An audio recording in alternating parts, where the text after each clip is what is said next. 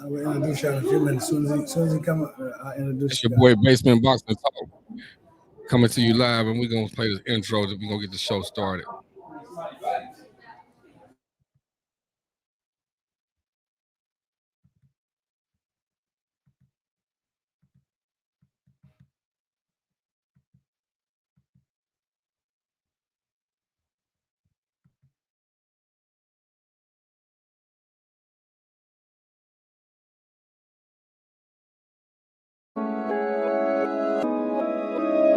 He say, basement, boxing tall. You know I'm a warrior, right? Fuck that, I'm a champion. Basement, boxing talk. Left, right, jab in the hook. Better protect your jaw. 12 rounds if you can last. Better protect your fall. I got hits like Mayweather. You hit that round of applause. No question, the problem solved. Basement, boxing talk. Left, right, jab in the hook. Better protect your jaw. 12 rounds if you can last. Better protect your fall. I got hits like Mayweather. You hit that round of applause. No question, the problem solved. I'm feeling cocky. I hit a thing to beat the ring, a boof up like I'm Rocky. ASAP. Any opponent think they can stop me. I stay strapped. But I chop tryna learn my moves so you can copy. You gotta give it your all. Gotta give it your all. When you're back against the wall. When you're back against the wall. When you the one people call. When you the one people call. To keep greatness involved. To keep greatness involved. Basement, boxer talk. Left, right, jab in the hook. Better protect your jaw. 12 rounds if you can last. Better protect your fall. I got hits like Mayweather. You hit that round of applause. No question, the problem solved. Basement, boxer talk. Left, right, jab in the hook. Better protect. It's your boy Basement Boxing Talk coming to you live, and we got a special guest. Guy comes on here every week. I don't know why I call him a special guest. He come on here almost every week. Coach Ronald Sims is in the building. What's going on, Coach? What's up, Basement Boxing Talk? I'm glad to be back here with you again. This Saturday, I brought a young boxer with me. I think you're going to be a little intrigued with this young boxer. He's 9 years old. Go ahead and introduce yourself. Hi, my name is Alessandro. Speak up. My name is Alessandro. Okay, we call him Alexandro. Ali. Alessandro. He's 9 years old, and he's got a lot of boxing knowledge. And he was looking as you were putting the intro on. He noticed every last one of the boxers that you were with. He called out the name. He's excited about this. Yes, sir. Yes, sir. I'm excited too. We got some other guests who gonna be in here in the building too. Uh, I'll wait till he show up and then I'll make the big announcement. But hey, let's go. We get the show started. We got the panel should be showing up. Black Star and Brandon, but we'll get the show started. What's going on, champ? So, what's happening? Hey, a basement boxing talk. Hey, Yes, sir. let's run this like normal.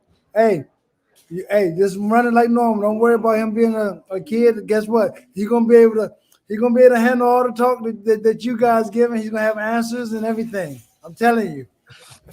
So Yes, let sir. so let's have a normal day. Okay. All right. That's cool. Well, we know tonight is fight night. We got the big championship fights tonight. What you think about this, Coach? Alessandro, Yeah. what you think about this? What's gonna happen in the fight Deontay tonight? Wilder, Tyson Fury. Man, Tyson Fury, he can box, he can dance, but Deontay Wilder, he got power. And have you seen his highlights from sparring? He's actually going to the body. So I think Wilder actually got a chance, and I hope he wins. You heard Wilder when you said Wilder got a chance. Hey, that's funny. I was in the barbershop today, and a lot of people then gave up on Wilder, man. A lot of people then gave up on Wilder, and I'm kind of disappointed in that. But a lot of people then gave up on Wilder. A lot of people think he can't pull it through. But I'm feeling like you, champ. I'm feeling like you. I said, look, my good brother AK coming in the building too.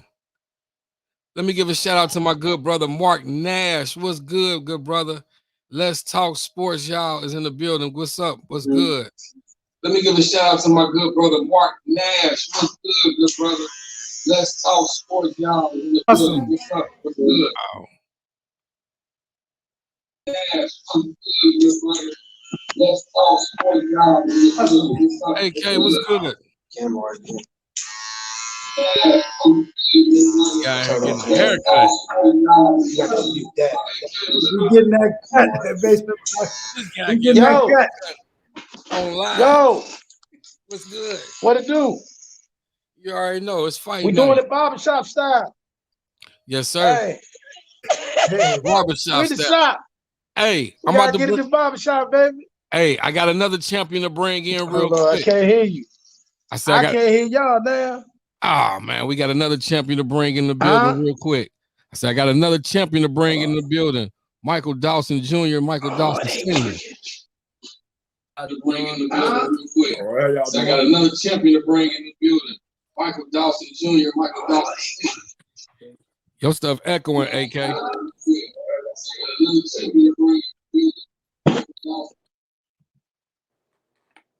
There we go. Had to mute his mic. Hey, salute to good brother Mike Dawson Jr. and Mike Dawson Sr. What's going on, good brother? How y'all doing, man? You doing all right? Salute you guys. Hey, that's Coach Ron Sims, and that's my good brother AK. He decided to jump in at the barbershop today. Yeah. We got two other brothers usually jump on the panel. They ain't jumped on yet. Hey, but hey, what's good? I'm glad to have you here. I heard a lot about you. Hey, could you introduce yourself, father and son? All right. Yeah, I'm Michael Dawson Sr., coach and trainer of my son, Michael Dawson Jr., a.k.a. Man, Showtime. And where you guys located from? Where you guys boxing from? Cincinnati, Ohio. Cincinnati, Ohio, representing. Yes, sir. Yes, sir. Hey, coach. This little champ, he boxed too, right? Yes, we call him Ali. Ali box. He's 9 years old, almost 10. But he's boxing here in Houston, Texas. Okay. That's what's good. Hey, so we get the show started. Mike Senior. Yeah. We got you in the boxing. Man, that's crazy. I when I was younger, man, we growing up in the neighborhood I'm in now, Lincoln Heights. There was a guy named Anthony Corns, that the buddy I grew up with. He used to ride around with the boxing gloves, man. And he going around different neighborhoods, sparring with different people, and that's how we got into it. I started hanging with him, and we riding around the neighborhood, going to different parks, basketball courts, everything, putting the gloves on with whoever wanted to put them on. And I fell in love with the sport, man, and been there ever since. So with that being said, your son just followed right in your footsteps. Yeah. Yeah. Tell us a little about yourself, Junior. I started boxing. I started getting into boxing around the age of 4 or 5, and ever since then, I play other sports like basketball, football, and I wrestled for a church, but this is the sport that I want to do the most since I was young. So I'm trying to take it far. Is this a sport that you see yourself making a career out of? Yes, sir. What grade you in? I actually graduated 2 years ago. Oh, okay. That's what's up. How old are you? 19, about to be 20, and on January 18th. Oh, okay. So how long you plan on fighting amateur? Actually, December is a tournament in Louisiana. And after that, I plan on winning that. And then after the tournament, I want to take the month of January to just go around and get different sparring with different pros. I want to spar Shakur Stevenson's somebody that I want to spar.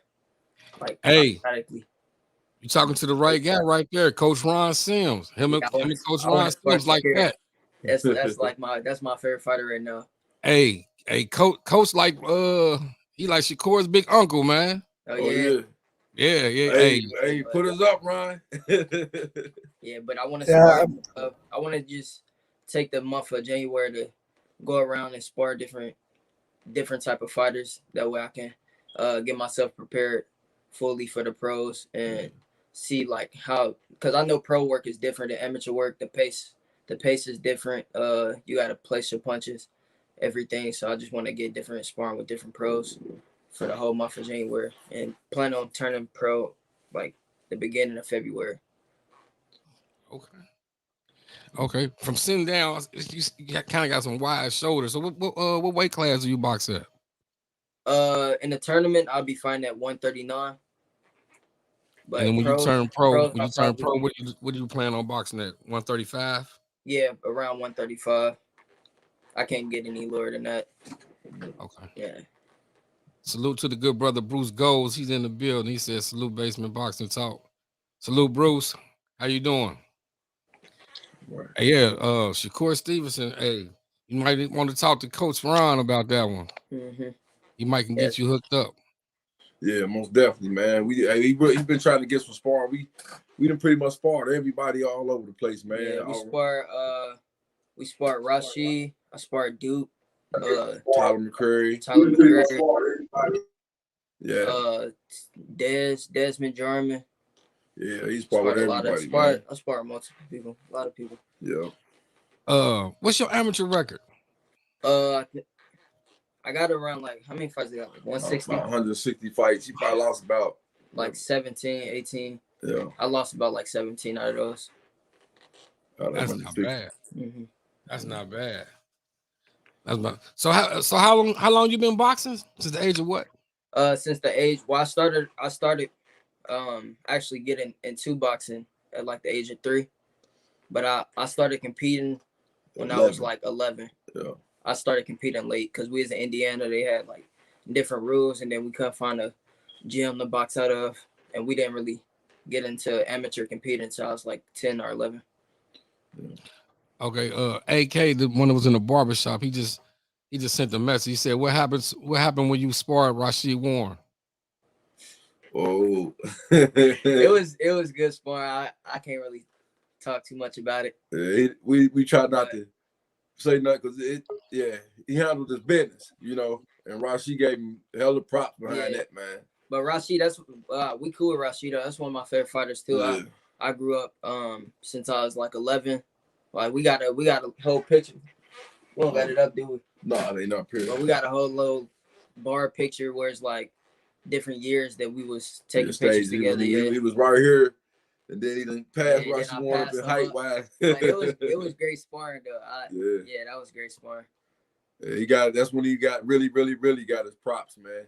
From that first sparring session right there. Mm-hmm. I also sparred with I sparred with Jamonte Clark too. Just recently. And I did an interview with Jamonte a few months back, right before he had his fight. Mm-hmm. Yeah. Okay. Yeah, I'm familiar with Jamonte. That's my dude, man. Shout out to Jamonte Clark too. Yeah, he's a cool person. Yeah. Sure. So did you ever try for the Olympics? No, I was thinking about trying this year, but the last one was that they moved it. Yeah, we ended up going in March into the last nationals was in March because of the corona. They moved it from last December to March. You see, we having the same national tournament again in Shreveport, Louisiana, all in the same year. Right. Yeah. Because the last tournament was a couple months ago because they delayed it from December to March. Yeah. But depending on, I'm planning on getting the #1 spot this year. I'm not like looking nothing else but that because I train hard, and I'm training hard for it. So depending on how this tournament goes, it depends on how my future goes. Either I'll turn pro or try to go to the next Olympics. No problem with that. Coach, you got anything to say? We actually like I said, we really want to see how this was go do with the way they switched the Olympics up. You know, that's what set us back.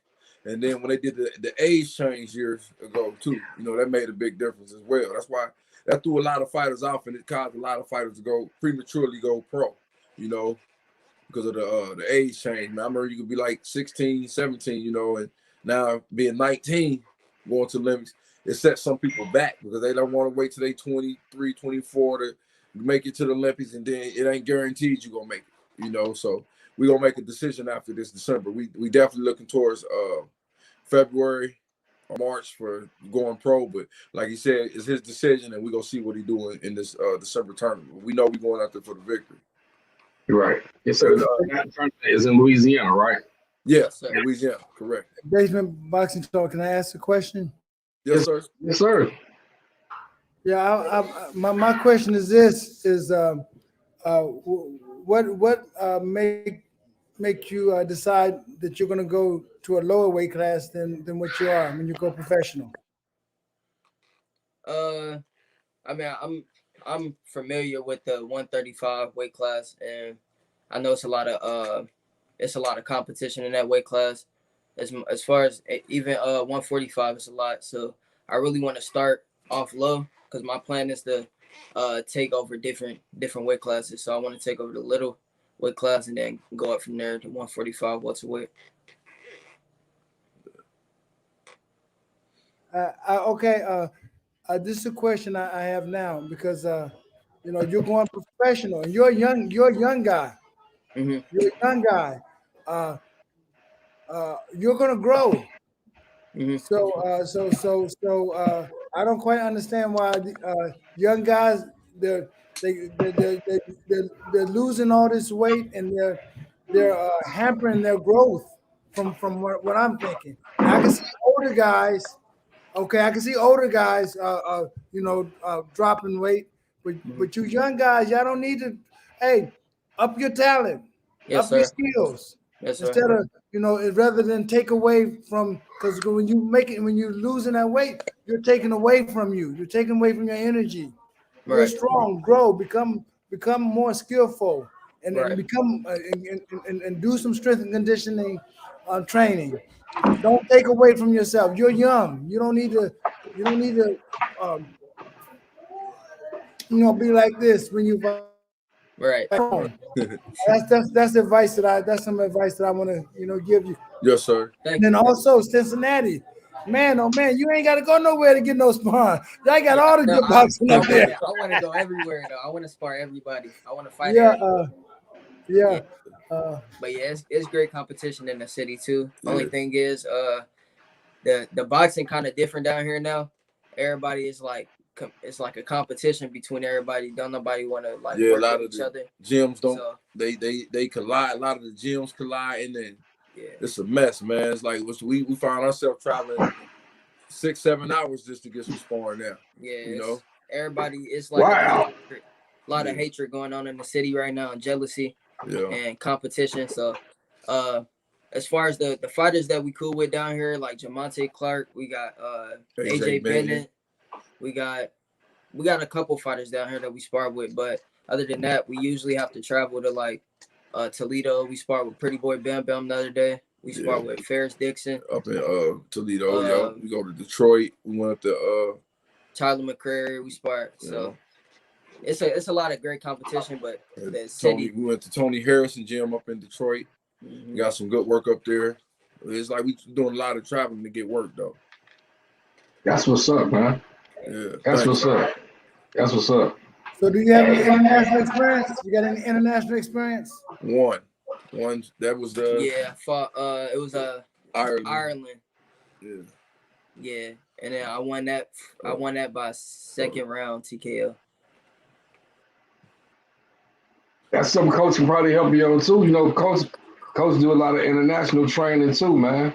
Yeah. Right. Yeah. He trained a lot of them guys for the Olympics over there too, along with he used to train. What you say from '86 to 2012 for the Olympics over here? Yeah. Okay. What you about to say, Coach? No,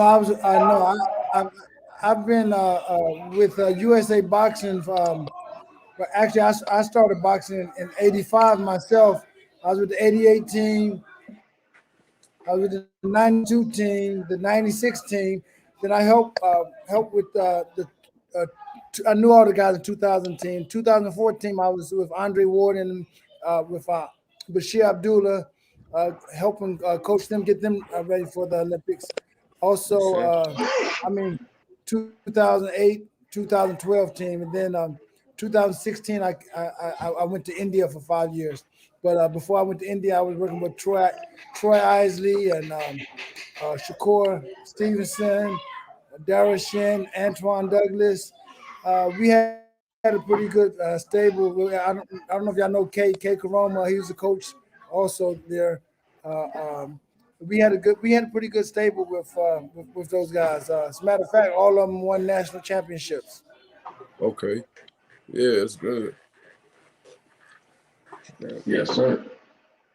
So, with this being said, Mike Jr., you say you're gonna come in at 135. Where do you see this foreseeing your career? Where do you see you? What weight class do you see yourself ending your career at? Like how big do you consider yourself going in weight in boxing? I'm still growing. I'm still young, so my body's still growing.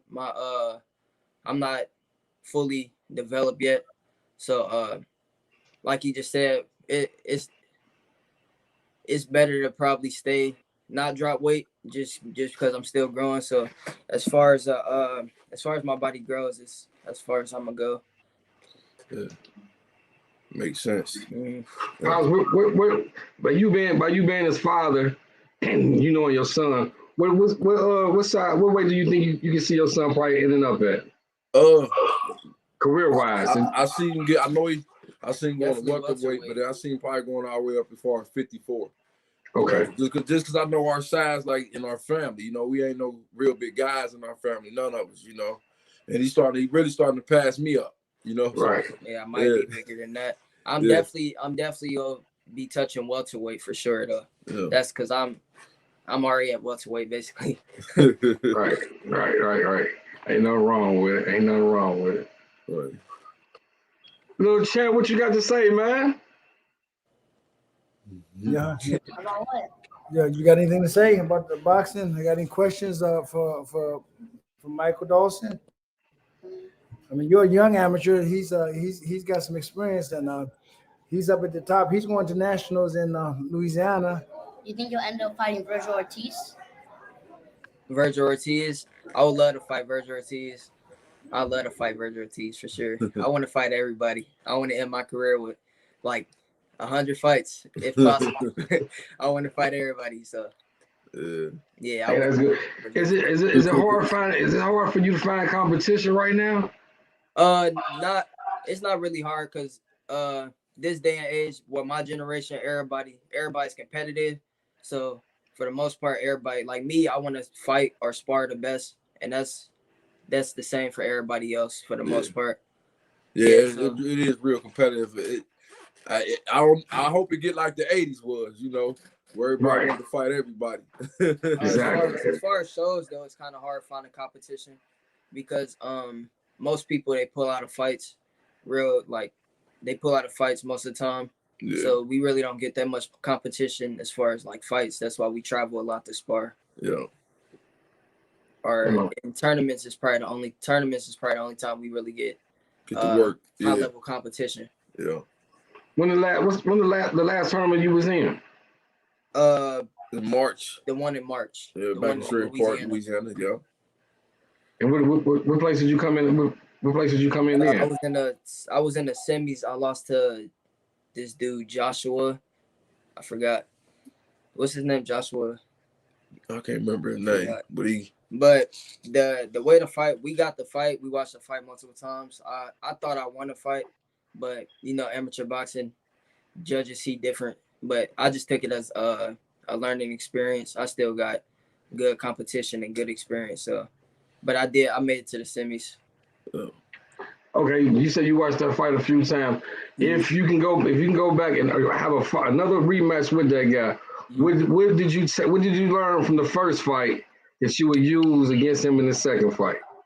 Probably be a little bit more active because ever since like I was young, my dad started training me with a pro style. So we had to transition from a pro style to amateur style is when I start competing. So probably be a little bit more active.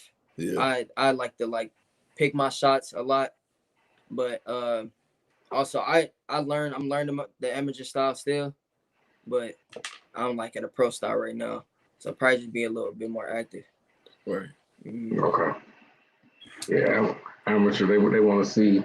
They just want to see you swinging. Yeah. Go out there like this. Yeah, they just want to see you swinging. Yeah, if you ain't got to like to sit down and pick your punches and really get your man, I can see what you're talking about. I can see what you're talking about. Yeah. Coach, what you got to say up there? I'm just listening. Just listening. See where we're going from where we headed. Okay, let's talk about some boxing that's going on tonight. The big fight tonight. The big fight tonight. Okay, Wilder Fury. Yeah. Wow, yes sir. What's your guys' opinions on the fight? What's your guys' outcome on the fight? I'm hoping Wilder, but man, he got to box, man, because Fury outboxing, man. Fury can box. But Wilder, it all depends on how his training regimen changed up too, as far as Wilder. I'm hoping for Wilder. And I know Tyson Fury can box. He's a real good boxer. But also Wilder, he got the strength. You never know what can happen in boxing. He can catch Tyson Fury this time, and he might not get up this time. So I'm going for Wilder. I'm hoping Wilder win. Yeah. But Tyson Fury, he a great boxer too. Yeah, both of them. What about you, Coach Ron? Coach Ron. Hey, can you hear me? I hear you. Can you hear me? Hey, Ali, go ahead. Yes, sir. Give your take. I'm gonna let Ali give his take real quick. Ali, give your take on the fight. On Fury versus Wilder. Talk to them. Not just come on. I feel like a Wilder tries to box Fury like badly. Yeah. And Deontay Wilder, he has power. And if he tries to box him, he's definitely gonna lose. Definitely. So I think he has to go to the body because Fury he moves a lot. And then hit Wilder first and then hurt him and then he's gonna start dropping his hands and then hit him with the right hand. Yeah, and use Good take, Cat. Perfect. What's your take on it, Coach Sims? Well, my take is I hope Wilder wins because I mean he's got the power, but I don't know what Wilder's thinking. It depends on what Wilder is thinking. If he thinks he's gonna go out there and outbox this guy, he's thinking the wrong way because that ain't gonna happen. Right. Wilder needs to be Wilder. Okay, everybody's talking about how Malik Scott got him boxing now and all this stuff, but it's hard to have a leopard or changing spots or a tiger changing stripes. So I think Wilder should go out there and be the same Wilder, but just look at some of the things that Fury did to him last fight. Fury smothered him. Okay, he smothered him and not allowed him to throw, get his punches off. So he needs to recognize that, hey, I'm not gonna let this guy smother me. I'm gonna move first, and I'm gonna I'm gonna use my jab. I'm gonna like Ali said, go to his body a little bit. So not a little bit, but hard to the body. Right. Then come back up top. A lot of people talk about Wilder's right hand. I'm gonna let you know, Wilder is strong with both hands. I don't care if it's the right hand or left hand. If he hit you with it, he can put you to sleep. Right. A lot of people forgetting that the last time he dropped Fury, it was a left hook. It was not a right hand. It was a left hook to put him down. So I'm hoping that Wilder fights like Wilder and not fall into this hype that everybody else is falling into about Malik Scott got him boxing. Because if he's gonna go to the boxing, he's not gonna win. He's not gonna be. He's not gonna Fury at the boxing game. Yeah, he ain't gonna outbox Tyson Fury. Right. Hey, everybody's losing faith that Wilder will not be able to outbox Fury. Right. It's okay. Everybody. Wow, I'm surprised, man. I don't think he'll outbox him. No. What about the Tank versus Rolly? Yeah. Hey, It's Tank. that's a good one. I wish the good brother he said he want to tap in. Hold on. I'm gonna send you an invite. Who you got? Tank. Tank. I I got Tank. think Ali want to give a take on Tank and Rolly. Go ahead, Ali. I think you want to give a take on Rolly and Tank. Go ahead. I'm not even gonna watch. Talk to them. Talk to them. I'm not even gonna You watch gotta the fight. I'm not even gonna watch the fight. And not really. He talks all this trash, but I'm not gonna say garbage, but he's not the best. I'm not even gonna watch the Yeah. fight. Tank is gonna play. I'm not even gonna watch the fight. Right. I got Hey, who y'all got? Who you got, Coach? Oh man, Tank. I got Tank. After the last performance with Rolly, man, I don't even want to look at it really, man. But I feel Tank got this, man. It just ain't no other way out, man. Rolly, he depended on power, and I mean he got to be able to set that up, you know. But he look his last performance, I can't roll with him. Yeah, it was horrible. It was horrible. Hey, it was so. Yeah. Hey, that's the thing. That was the shocking thing about it is that man, you called out one of the biggest killers. And Right. now he got You him. feel He me? got him. I mean, he might not be too big, but hey, at that weight class, man, you called out one of the biggest gorillas Right. in the jungle. I mean, I understand Rolly hit hard, Yeah. but Rolly don't know how to. For me, Rolly don't box too good. Right. Rolly don't box. I mean, you can't. It's just the same thing about Wilder. You guys saying with Wilder, like man, Rolly don't box. Yeah, Wilder don't box. Exactly. They come in with natural born strength and think that's gonna win the fight every time. That's not gonna win the fight every time. Man. It's not. When you run into somebody who's not scared of you, or your power is not what it is to everybody else, Yeah. or that man might be hitting you back with the same shit you hitting him with. Exactly. Because they both got power. Yeah, and I think Tank got a little more power than Rolly for real. It becomes a different fight. Yeah. Hey, I just think, man, Rolly should have waited and maybe had a couple more fights up under his belt before he even he did his call out. Because, man, hey. His career. Yeah, so. Hey, and then this another thing, too, though. I was just talking shit. For them guys to be in the same camp, why would you call out one of your guys that's in the same team with you? Right. Out for a big fight when there's a lot of other guys out here that you can sit there and fight. There's a whole lot. He got Devin Haney, Ryan Garcia. I mean, they got that weight class filled up. Yeah, Tiafimo. It's a bunch of people in that weight class, man. I don't know. He called out the right one though. He gonna get what he asked for. A basement boxing coach. I think that is. I mean, it's set up that way. I mean, when you have somebody that's, you got a manager. Guess what? It's more money to keep in the pot. Yeah, right. So it's a smart move on their management part.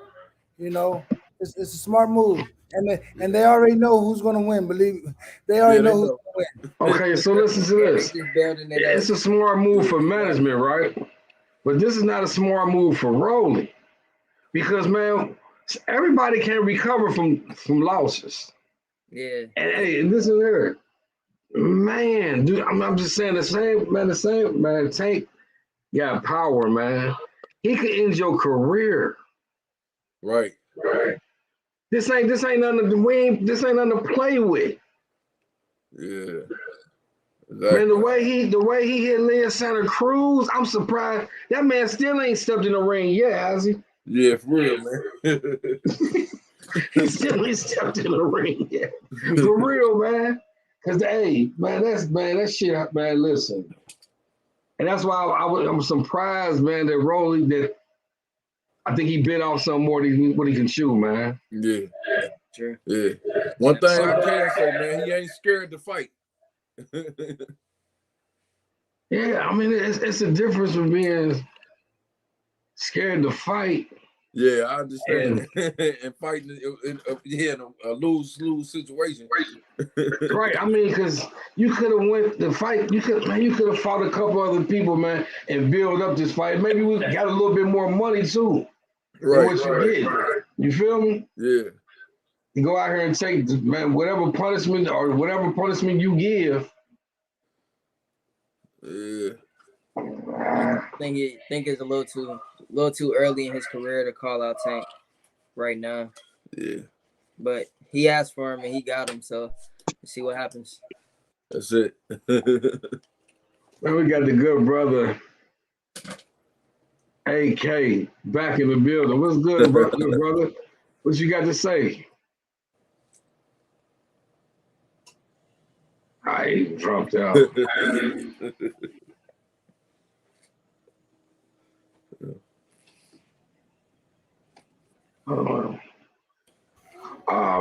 you hear? Yeah, we can hear. We hear. Somebody in chat says y'all talking about Fury and Wilder and that. Yeah, we talking about Fury, Wilder. We talking about Rolling and Tank. What's give me you guys output on the Terrence Crawford and Sean Porter fight? What you guys thinking about that one? That's what I was going to ask. I was going to ask you guys that Basement Boxing Talk. What y'all think about Crawford and Sean Porter? That's gonna be a good fight. Good fight. Yeah, that's gonna be. And wait, I say that off of Sean Porter's performance with Earl Spence. He surprised me. You know, he put a lot of pressure on Earl, but that's what Sean Porter do. You know, so I'm but him and Terrence Crawford, man, I can't even call it right now. I'm going with Terrence Crawford, but I know it's gonna be a lot of work. Man, it's gonna be a real tough fight for both of them. It's gonna be tough for both of them. Yeah. Sean Porter, he a dog. Both of them. So who y'all got? Who y'all say you got? If I had to pick one, I'm gotta pick one. Crawford. I'm going for Crawford. Pound for pound. Sure. What about you, Coach? It's Crawford, same thing. Our Coach Cameron going by. Hey, this one, on that one, I still ain't made up my decision. Yeah, one thing I can say with this, I'm proud that we had lost connection. I don't know what happened. Can you hear me? I don't know. Yeah, we hear you. I can't give a take on Crawford Porter. I like both of them. I know both of them. I can't give a take on that one. I think it's gonna be a good one. But Ali, what you think about that fight? Well, I think Crawford.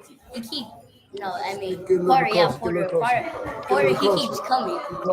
Sean Porter, he keeps coming. So I think he's gonna pressure him and not give him no space at all. But he's gonna take 1, 2 right hand and watch coming again. Every mistake he makes, he can get caught with something. And then I feel like in the later rounds, if Porter, he has stamina, but he doesn't have the most stamina. So if he might get tired, Crawford might start to outbox him, and then how I see the fight going is either a Porter split decision or Chance Crawford split decision or draw. I don't see any of them winning unanimous. Yeah, it's not gonna be a unanimous because it's gonna be a tough fight. That's gonna be a real tough fight. Yeah, it's gonna be a real good fight too. Hey, yes, sir. Man, Sean Porter getting smoked, man. He gonna get washed up for 12, and then Bud might put that man up out of there. Hey. Salute to my good brother, Sir Ken. It's gonna be a good fight. Stone in the building. Hey, yes, sir. Rolly going to sleep. Yeah, Rolly going to bed. 6. By the 6th round, Rolly going to sleep. Unconscious, knocked out, snoozing. Right. He gonna leave a punch out there too long. Uppercut, night. Leave him to the food style. What about the Shakur and Heron fight? He gonna smoke Ooh. Jamal. Ooh. Think so? I love Hey, Jamal, but Shakur is special. Yeah, Yeah. he is. Yeah, he is. Yeah, he is. He is. That's why I Hey, want to Yeah, spar. I see you shake your head over there. He Yeah, gonna that's why I smoke. want to spar him. Right. hey. Yeah. AKA, what you think about tonight? What's gonna happen tonight? Okay. My heart is with Wilder. My mind say Fury. But I'm gonna say this, Coach. Hey, Coach, I don't. Hey, Coach, I rarely disagree with you now, but I do think some of the stuff the Malik teaching them could come into play tonight. I like the body shots, and I just hope Malik showed them. Just be patient, man. Don't rush it. Don't telegraph it. Maybe you can land that thing. And he's snapping it a little bit better, so he might get home tonight. At least that's what I hope. Right. Right. So you're going with your heart, and not your head. You ain't gotta do me like that, Coach. You gotta do me like that, bro. But sometimes heart is what you need, man. I'm going with my heart. He got I it. just see it again, AD. Let me tell y'all something. It's gonna be ugly on social media tonight. Yeah, it is. Yeah, it is. So whoever you voting for, if you voting for they lose, turn your phone off. Oh. Oh. I'm not even close to who I vote for. Yeah. Hey. So, man, what's your prediction? Me? Yeah. Why you trying to get a prediction? I gave you the best I could. Oh, you I want me just to wanna stick know. up with my mouth? Okay. I'm gonna say I'm okay. This my heart now. This my heart. You see My what heart Sir got Ken? Wilder by the 6th round. You see what Sir Ken said? Silent is golden. Hey, I hope he right. You know what I'm saying?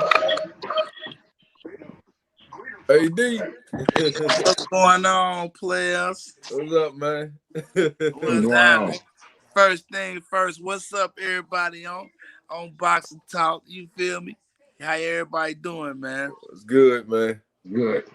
I see you got my boy on there. Showtime, what's happening, player? Yes, sir. Huh? Not much. Get ready for this tournament. Hey, I already know, man. Hey, G, I want to iterate on something, man, with Showtime, man. If that's cool, man. Go ahead. Showtime, man. For those who don't know, man, who are you, man, in this boxing, man? Let it be known who you are, who you represent. Who I represent? Yeah. Shoot. I already know you with Capital Punishment. I'm Yeah. getting to that. I'm gonna get to that next. You know what I'm saying? But because this for those who don't know nothing about you. You feel me? Yes, sir. I'm a 19-year-old boxer born in Indiana. My dream is to become world champion in different weight classes, and I'm gonna achieve that by any means. You know, working hard, stay focused, stay dedicated. But yeah, I fight between 139 and anywhere around that weight. You know. I didn't know y'all was born in Indiana, man. Hey, Mike, man, I thought y'all was Cincinnati, man. Yeah, What's up I'm with from that, Cincinnati. man? This Indiana. Yeah, me and his mom was from Cincinnati. Yeah. I was born and raised. I mean, I was born in Indiana, and then we moved down here. Yeah. Back and forth. What's up with Ron Sims? What's that? I see a little guy right there. Is this a little future champ, or he just on the podcast? No, you're future champ. Tell them who you are. My name is Alessandro. Speak up. Oh yeah? How old are you, man? Almost 10. Almost 10? Yeah. What's your weight? It's my weight, 75. Oh man, where you from? Houston. Houston? Yeah. Houston, we have a problem. Oh yeah. We have a problem, man. What's your record? I know you competing. What's your record? What's my record? 4-4. But in my opinion, this is just my opinion. I'm 5-3. The last guy I fought, I should have won. It was either a draw or me. That's just my opinion. That's just my opinion. Right. I should have Yeah, won. that's amateur boxing though. Hey, I had hey, a fight hey, against Grado. hey, Mike, man, what's your take on that, man? A lot of these robberies in these tournaments, man, because Man. my understanding, man, Showtime got robbed real bad at the tournament. I saw it. Yeah. I saw it.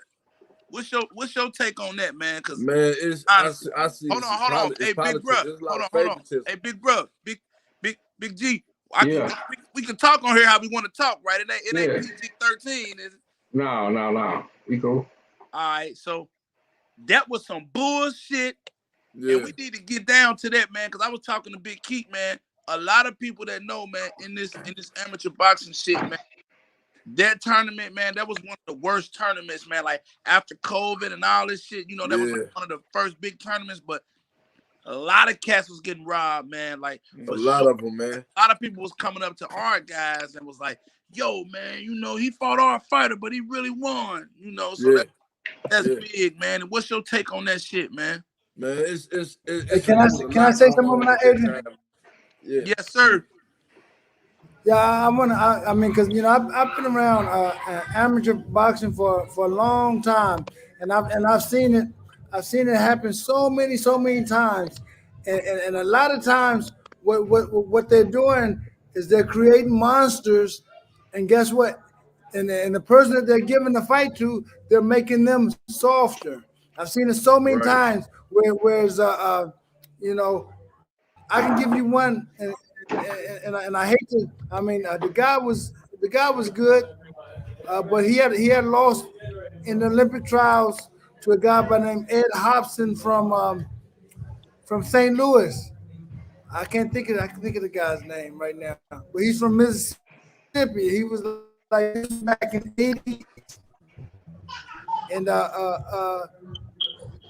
he went to the Olympics and got knocked off by a guy from Africa, the first fight.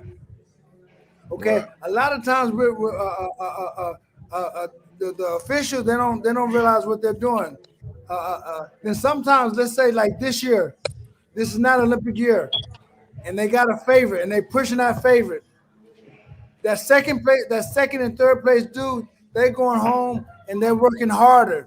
And while the first place guy is he think he got it made and he's not working hard. Come the Olympic year, he get knocked off because they gave him so many gifts that he think he's going to get it. If it's close, he think he's going to win it. Where these other people that keep getting robbed, they come back stronger and stronger and stronger each time. So I'm not saying that it's good that they do that, because I'm telling you, it hurts. It hurts when you get robbed. I've been there many times. You know, but guess what? It makes you more. It makes you more determined. True. If you don't give up, give up. I feel like this, man. Always, man, the better fighter for the job. And like I was asking Mike, you know, what was your take on it? Because I seen it. Yeah. You know, and as a coach, deal with that shit, man. Because like when you a coach and a parent, you gotta separate the two. Right. And for those who know me, know what's up with me. You know, my daughter, $1 million baby, and my son, a hurricane. And it's like, you know, Mike, you know my grind with them. Exactly. I never wanted to be a real coach because I feel like I can't separate the two. You know what I'm saying? Yeah. Although I can, but I just feel like I ain't ready for that. Exactly. Man, I'm gonna tell you like this, and that's where. Hold on, one more time. Where the Apostle dude go? I want him to get back in. Where he go? Huh? The Apostle dude, he left. Hey, G, He probably jump back on. Yeah. Because I wanted to touch. You know, I'm on here. I'm trying to holler at everybody. If that's cool. Yeah, that's what's up. That's what's up. Go ahead, don't Mike. Yeah, it hurt a lot, especially being a parent. It hurt as a father and a coach. You know, and especially we don't work hard to get there, and we've been trying to do this for the longest. You know, but like Coach Ron said, man, and this is the truth. It make you come back with advantages every time. We come back stronger and stronger. We get further and further. This time, man, it ain't gonna be no hurt behind this one because we going out there and we know we coming back. Like we ain't leaving nothing in no judge's hands, man. Off top. It. So now that's gonna make me bounce around from everything I'm trying to say. Because look at what you just said. Come back harder and stronger. So that reminds me of, what everybody's anticipating and waiting on tonight, man. Yeah. I got Wilder, man, because everything you just said says it matches him, man. He's coming back harder. And G, did you hear what Skip Bailey said? Nah, what he say? He said, I got Wilder. He said, I don't care nothing about. He said, I'm speaking as a man. I don't care nothing about Fox Productions, the ESPN, none of that. He said, I'm speaking as mano a mano, man to man. He said, I got Wilder. And he says, I got Wilder because Wilder has something to prove. Wilder's fighting more with that on his shoulder, that more, you got me fucked up. Like Wilder. So, I just joined, so I'm bouncing from here to there because, Mike, that's my guy. Showman, that's Showtime, that's my guy. I've been watching this young man since he was way younger. You know what I'm saying? So I wanted to join in and tap on that, but I also wanted to get your take on it too, big bro. Who you got, man, and why? Who? Me? Nah, big bro. Oh, okay. G.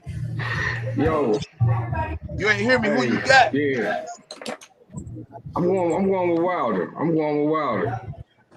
Like I was saying a little bit earlier, like I done been a few places and talked to people about the fight. A lot of people do not believe that Wilder can learn how to box within this short period of time and change his style. Shit, it's been 2 years. Hell yeah. I mean, hey, listen, I'm just saying what other people say. You feel me? Right. What other people say. Other people say that they don't believe it. And then you know what they say? You can't teach old dog new tricks. So they say, a lot of people say, if Fury start bringing the heat to him, will he revert back to what he know best? Fury not going to do him like that. I'm speaking for what people out here are saying. Go ahead, Coach. What you got to say? Say it. Yeah, I was gonna say one thing. Go ahead, Coach. Go ahead.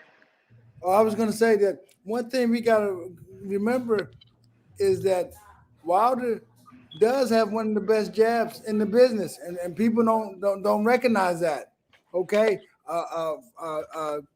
What's his name? Mark Breland did teach him a good jab. I don't know if a lot of people don't recognize that because they recognize that right hand. Can you see that he got a good jab? Say again. Wilder. Yeah, can you see that Wilder? What he said? You see that? Yeah. I don't see him utilize it. Huh? Yes. Recently he has stopped utilizing it because of the right hand. But if y'all watch from the beginning, he look when he fought Ortiz, when he fought a lot of those guys, he used that jab to set up for that crazy right hand to come and land or whatever. He got a good touch. He got a good touch jab. He got a good touch jab. He got a speed jab and he got a power jab, and he uses all three of them. Right. Okay. But for some reason he went away from that. But I don't want y'all to come back and say I don't want y'all to come back and say basement boxing talk to say what's his name? Malik taught him how to do the jab. No, don't do that. He needed to be who he was. And he don't come with this because I saw some things on tape. He pity patting to the body. Okay. And then also, I talked about this. What in the world do a boxer need to lift 350 pounds for, or 375 pounds for? 1 or 2 times, or 3 times, or whatever. In boxing, you gotta throw 100 times. You gotta throw over 100 times, 1 or 2. If you working this big heavy weight 3 and 4 times, guess what? But that's not boxing. Boxing, this is the idea of boxing. You got to be just as fast and strong Your punches got to be just as fast and strong the last minute of the last round as they are the first minute of the first round. That's the type of strength and conditioning you need to do. All But this he's big saying that heavyweight strength and because, conditioning is not for boxing. but he's saying that because of their game plan. That's a part of Tyson's and them game plan that they gonna use they weight and all that to try to, because for real, he was utilizing his weight the last fight. He was catching him a lot too, but he was holding him and wearing him down, tying him down.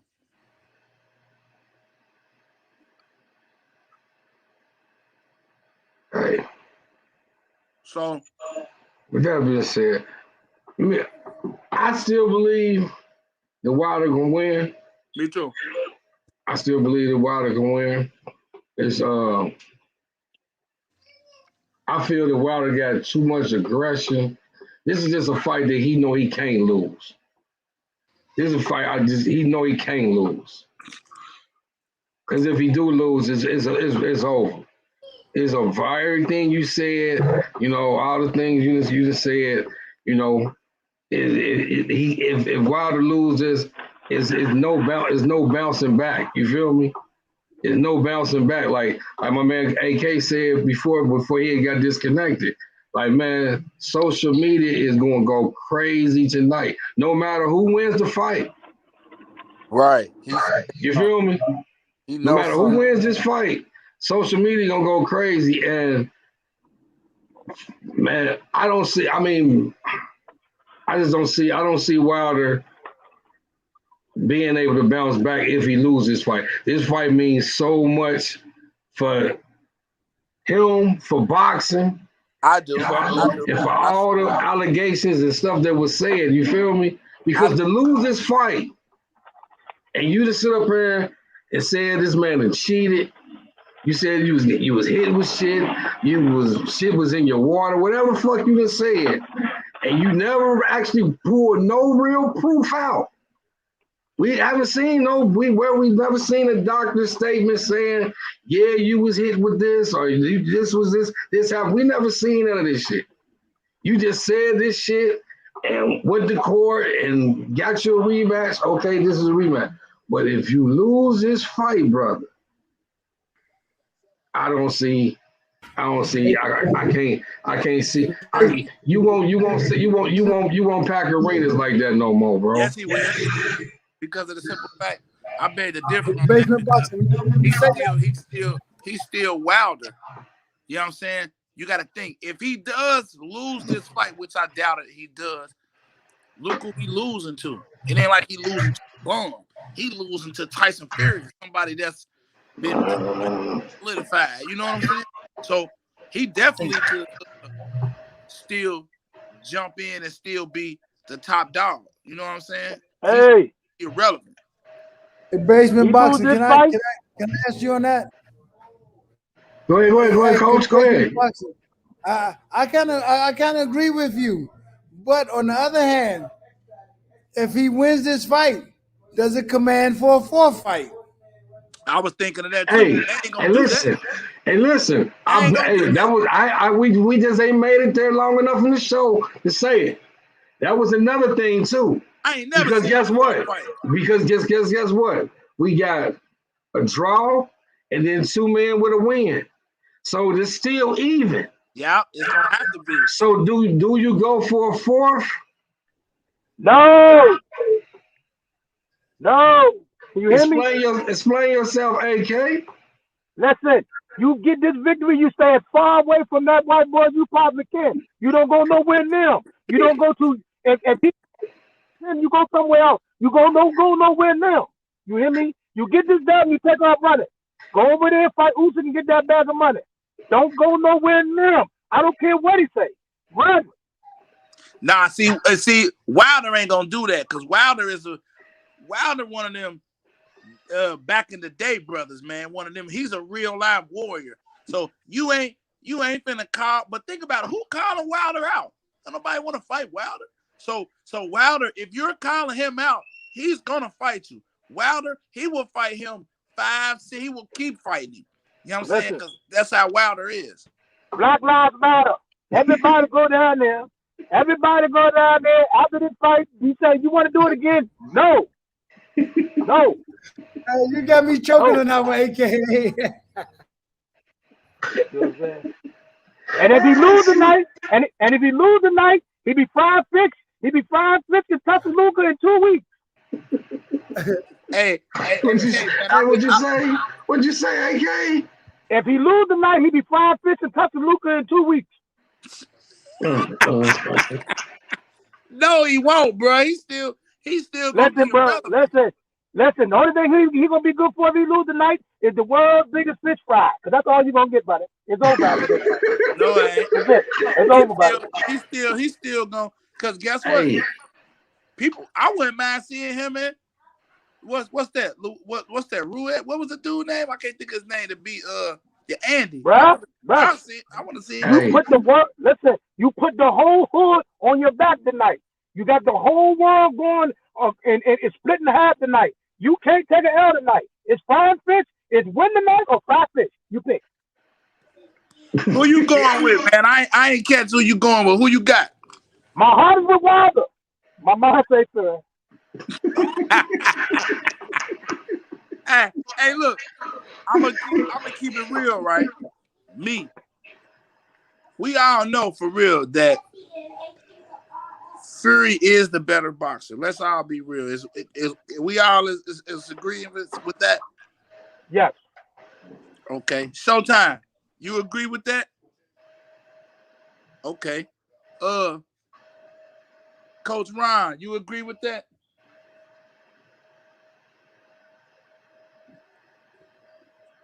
He ain't there.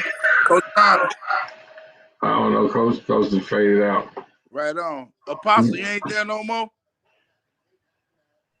I'm still here. I didn't want to see y'all see me stuff on my face. You agree Come with on, that man. though, right? Say it one more time. That Fury is the better boxer. Absolutely. Sir Ken said, just look at how the undercard shapes up. If he loses, he can fight the winner. Hey, listen, I feel what you're saying, Sir Ken. But listen here, man. I understand. I understand what a lot of people saying. But man, for real, man, it is over, man. I don't see it. Man, oh, listen to this. Listen to this. How many straight pay-per-views Deontay Wilder been on? I can't think. I know it's been. I know he been on pay-per-view a whole lot of motherfucking times, bro. Man, listen here, man. Give it to open. If you lose this fight and you never proved none of this stuff that you said, I'm a Wilder fan.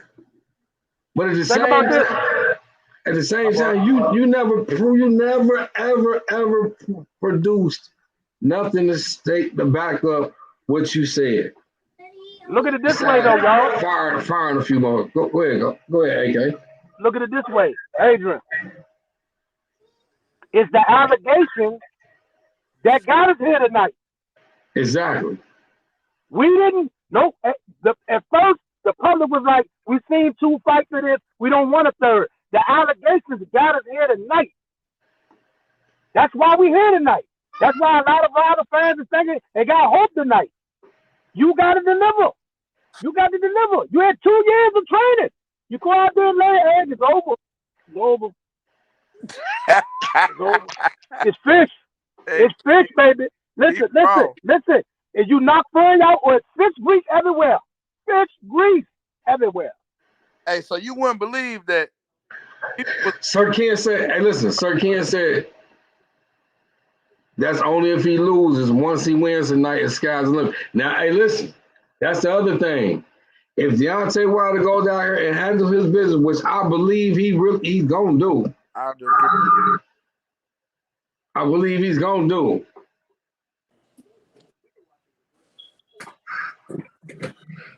Man, listen here. Hey, sky's the limit for real. This is do or die. That's why I say this is do or die right here. So this is do or die. So AK, what round? How you see it going? What you got? Hold on, let me start at the top, man. Let me start with both of my guys. capital punishment up in this piece. Mike, Showtime. Let me ask y'all. You say you got Wilder. Both of y'all got Wilder, right? Right. Okay. What's your take? You got He Wilder in the what? He gonna have to stop him, man. He ain't gonna out boxing. True. Especially not no 12 rounds. He gonna have to stop him, man, to get that win. Now you know we chop it up. We hit each other up on the regular. Right. So you feel what round or what you say? Cause you ain't seen the stakes. You ain't seen none of the stakes on the bedside. You ain't tuned in. Nah, I still ain't seen them, man. Remember I was calling you, trying to let me you know about what's I up, get right? to look at them, but they got it. We talking about it's crazy, bro. It's crazy. So yeah, you kind of gotta pick a side. So what you would say like on the just your predictions? You know what you think, or just probably like it's gonna get somewhere stopped around the at what round? 7th or 8th round, man. 7th to 8th round. Yeah. Showtime. What you think? If the fight is any different from the last one, I see it going the whole 12 rounds. That's good, man. Especially coming from a young guy that pick them apart. But hold on, man. You don't be picking guys apart, man. You be trying to put little guys down, man. Yeah, I had to switch it up. So is it true, man? With the last tournament, man? Then you gotta stop. I know you stopped, dude, but did you put him to sleep or you stopped him? I dropped him in like the first 10 seconds. Damn, you hear that, G? First 10 seconds. Yep. That's what's up.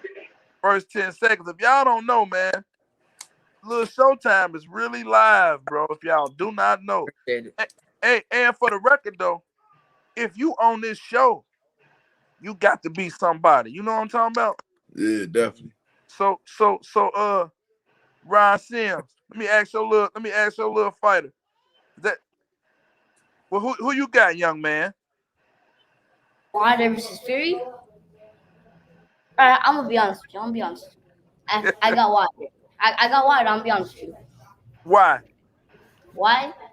All right, Fury's a good boxer. You're right, but Wilder, he has power, and people don't give him credit. He has a good jab and a good one too. Cause all he did against Severn in the first fight was 1-2, and he almost dropped him with the 1-2. Well, he did drop him, but they didn't count it.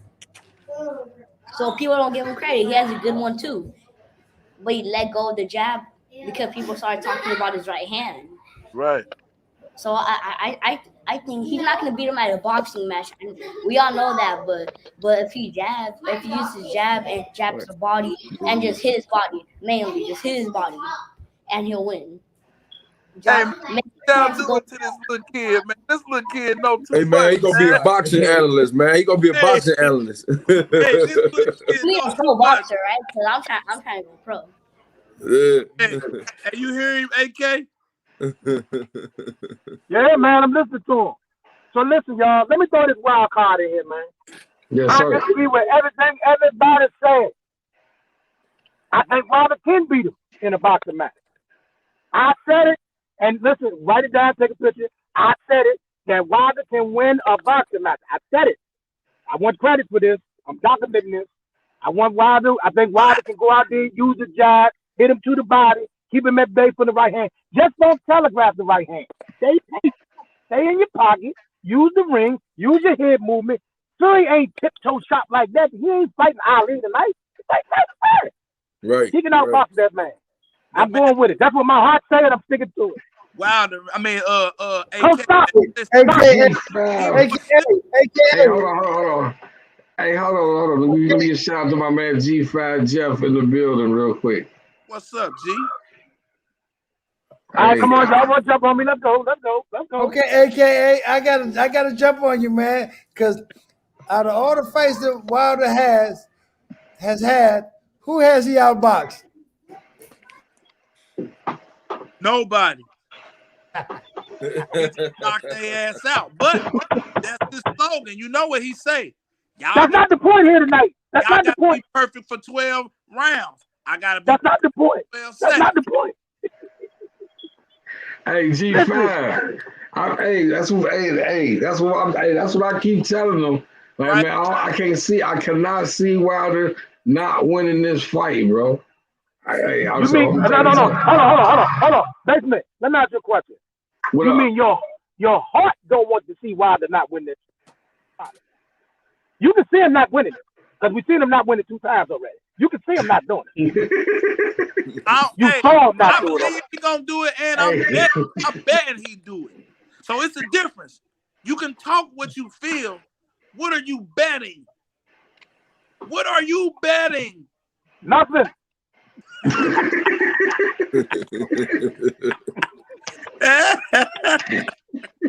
Hey, so why wouldn't you bet? Kaiser Soos said you should always be perfect for 12 rounds. Lennox, Floyd, Muhammad Ali. Yeah, you're right. Somebody gonna have to be perfect. But hey, I just believe, like I said before, man. Lennox. How did Lennox get in that kind of did y'all catch that? Lennox, Floyd, and Muhammad Ali. Lennox. Now he said Hagler, Hearn, Sugar Ray. But Lennox, I'm still stuck on the Lennox. Right. But look, I ain't gonna lie, right? Hey, G5, I didn't even get to that either. We got cut off. We ain't made it that far yet. About Wilder's weight. We ain't make it that far in the show yet. I was gonna say about that. One thing I do not like that Wilder came in at 238, man. But you gotta think how long though, bro. Hey, listen. He getting strong. Wilder, man, no, listen. At the same time, you gotta think.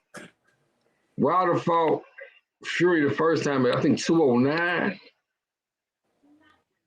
Bro, 238. 219. It was 219.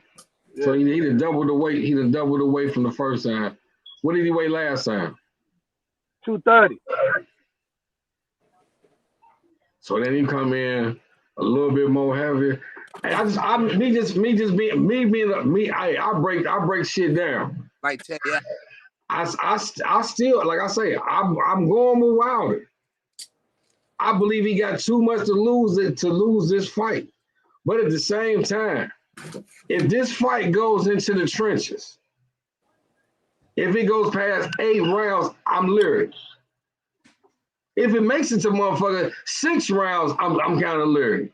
Because I'm leery because I wonder how will Wilder still be able to perform with this extra weight in the later rounds? Man, dude. I'm just, man, listen, man. I'm playing devil's advocate. I guess that's what you could say. Coach, Coach. Now look at it this way, basement. Though. It's been 2 years since they've been in the ring. It's been almost 2 years, and in 2 years he's only put on 19 pounds. That's not a lot. That's what I said.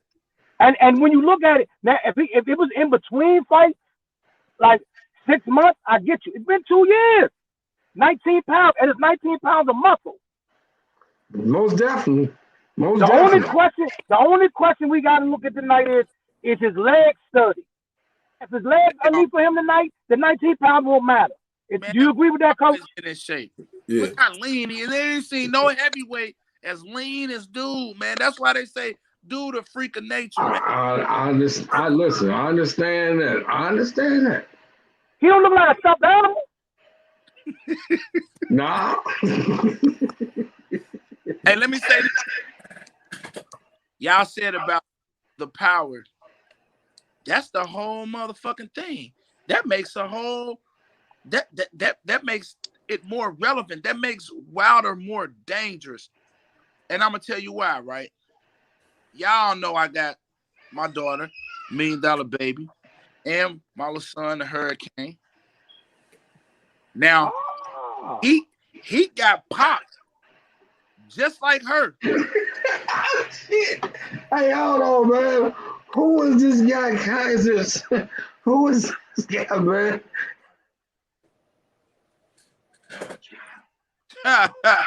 Let me boost him. Oh man. Oh man, dude, fooling, man. Hey man, leave my Man, dude, don't talk AK. about Bruce. That was my dude, man. Yeah, hey, don't leave my dude alone, man. Who he say was on there? What he say? I ain't even peeped it, bro. What he say?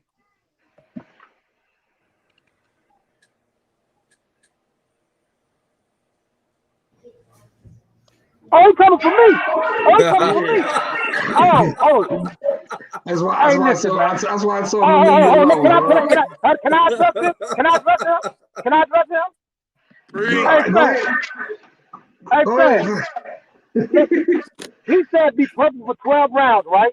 And you put Lennox Lewis in the same breath with Muhammad Ali and Floyd Mayweather, right?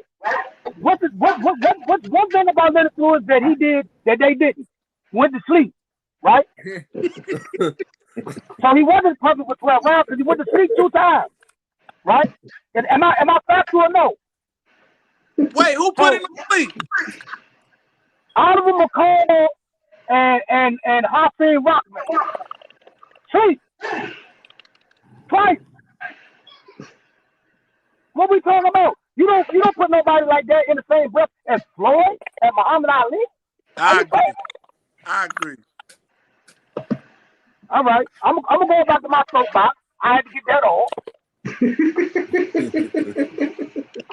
What's good brother Hayden? Good brother Hayden. What's good, brother? Hey, the good brother Black Star Sports TV 2.0 in the building. What's good, bro? Man, salute, bro. Man, my bad for coming in so late, man. But I got tied up. I had an appointment this morning, man. It ran over on me today. Chop the brother up, man. But I got in as soon as I can, man. Hey, man, I see you up here. Got full house, man. Chopping it up, man. What's going on, Coach? AK and the brothers in here, man. All right, how you doing, man? Hey, All right. I want you to say what you gotta say because when he was coming for Apostle, I didn't get to finish what I had to say. So I'm dying to finish what I got to say. So you go ahead and say what you got to say so I can finish what I got to say. Oh no, go and get him, bro. I'll come in after, man, because you got it right there. So I gotta let you get that out. But go ahead. You just right there. So you speak first. I've been up here. Yeah, I'm just filling into what you guys talking about, man. So I'm trying to catch up with you. All right. So look, then. Yeah. This is what they said. We was talking about power, his power. We all know that Wilder has power. So go back to that question that was said about the 12 rounds to where they was iterating with Lennox Lewis and shit. And I feel like AK Lennox shouldn't have been in there. That was that's a smack in the face. He shouldn't have been in there. You know what I'm saying? However, I look at it like this: with the heavyweight, with boxing, period. One punch could change the game. But we talking about heavyweight, and we talking about Wilder. He is a known knockout artist. What is his total? 43 fights or 42? No, it's 43. He got 41 knockouts. Knockouts. Ain't that the most in heavyweight history? Isn't it? Hey, it's impressive. It's definitely impressive. So with that, I said this, right? Yeah, I got these kids that box and shit.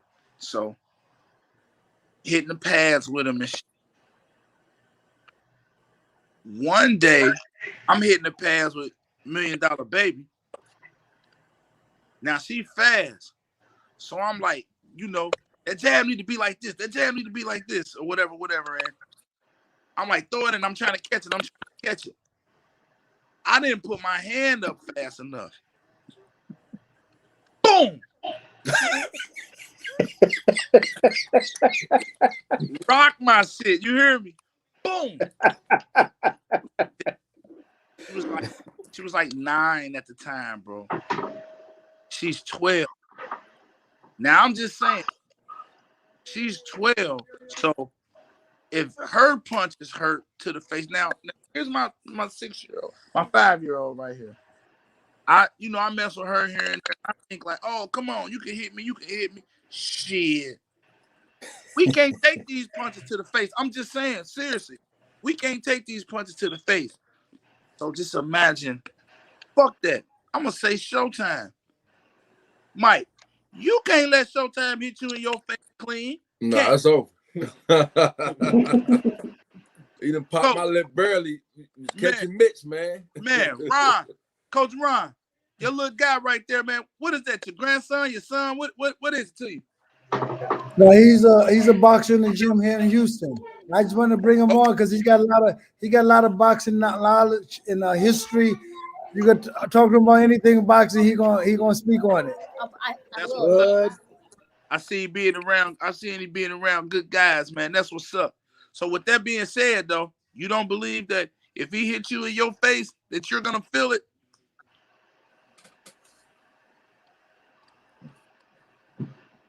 Can't hear you, bro. Of course, especially when it's a surprise, when you're not expecting it. Right. That's when it really affects you. It shocks your nerves. And I'm glad you mentioned that because that's what I was going to hit next.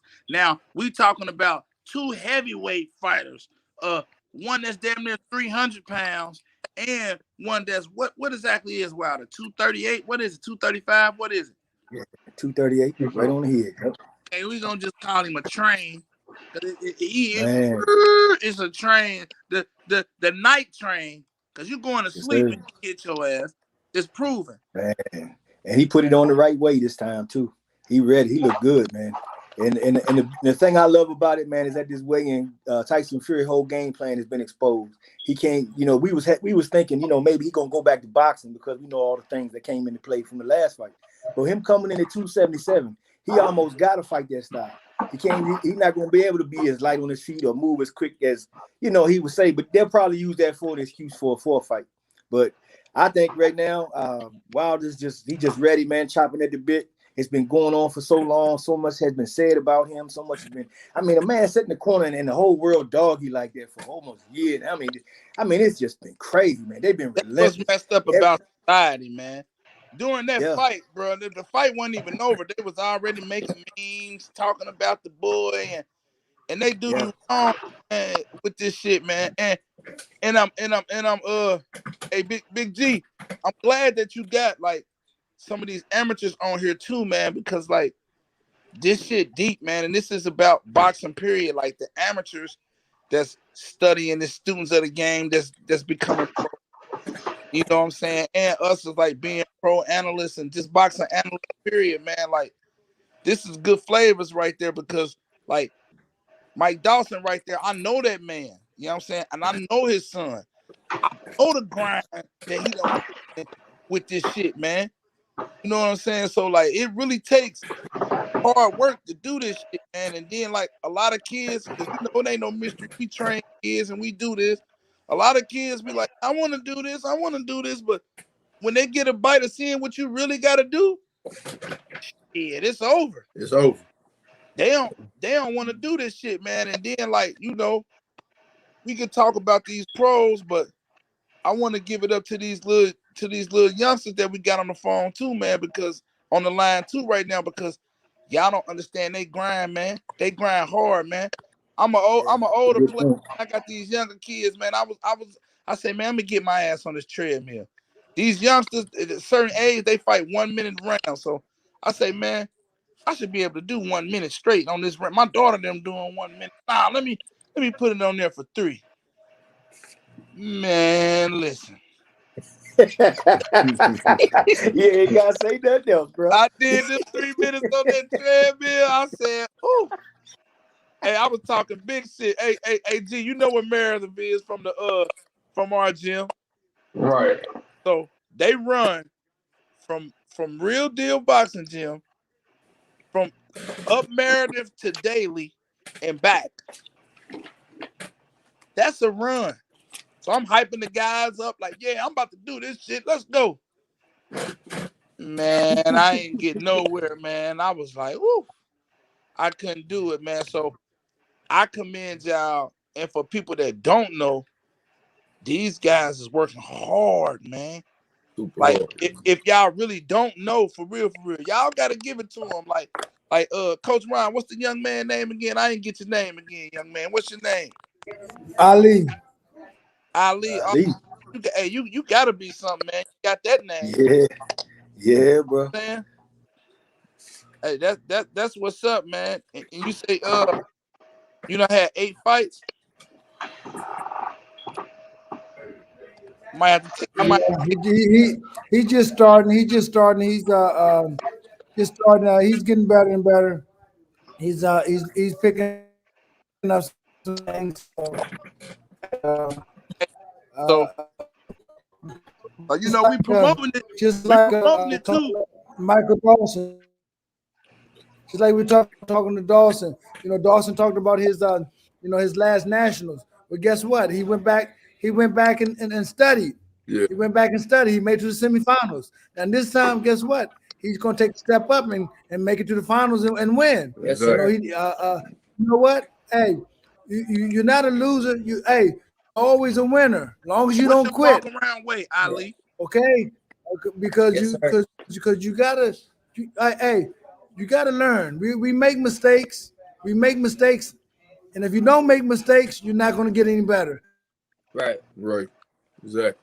So, Mike, man, for those guys that just tuned in, man, and didn't know like who you was or what, man, like if you ain't tell them, well, I don't know, cause I just got in though. Like how hard of a grind it's been for you with this, Man, for me, nah, for for my Mike, dad. yeah. Oh, it's been a lifelong grind, man. We've been doing this since he could walk. You know what I'm saying? This is like really all we had. All I had was boxing. So we've been doing this from day one, man. Ever since he started walking. But hold It's like, on, man, you gotta go back, man. You gotta tell about yourself too, man, cause you was a boxer yourself.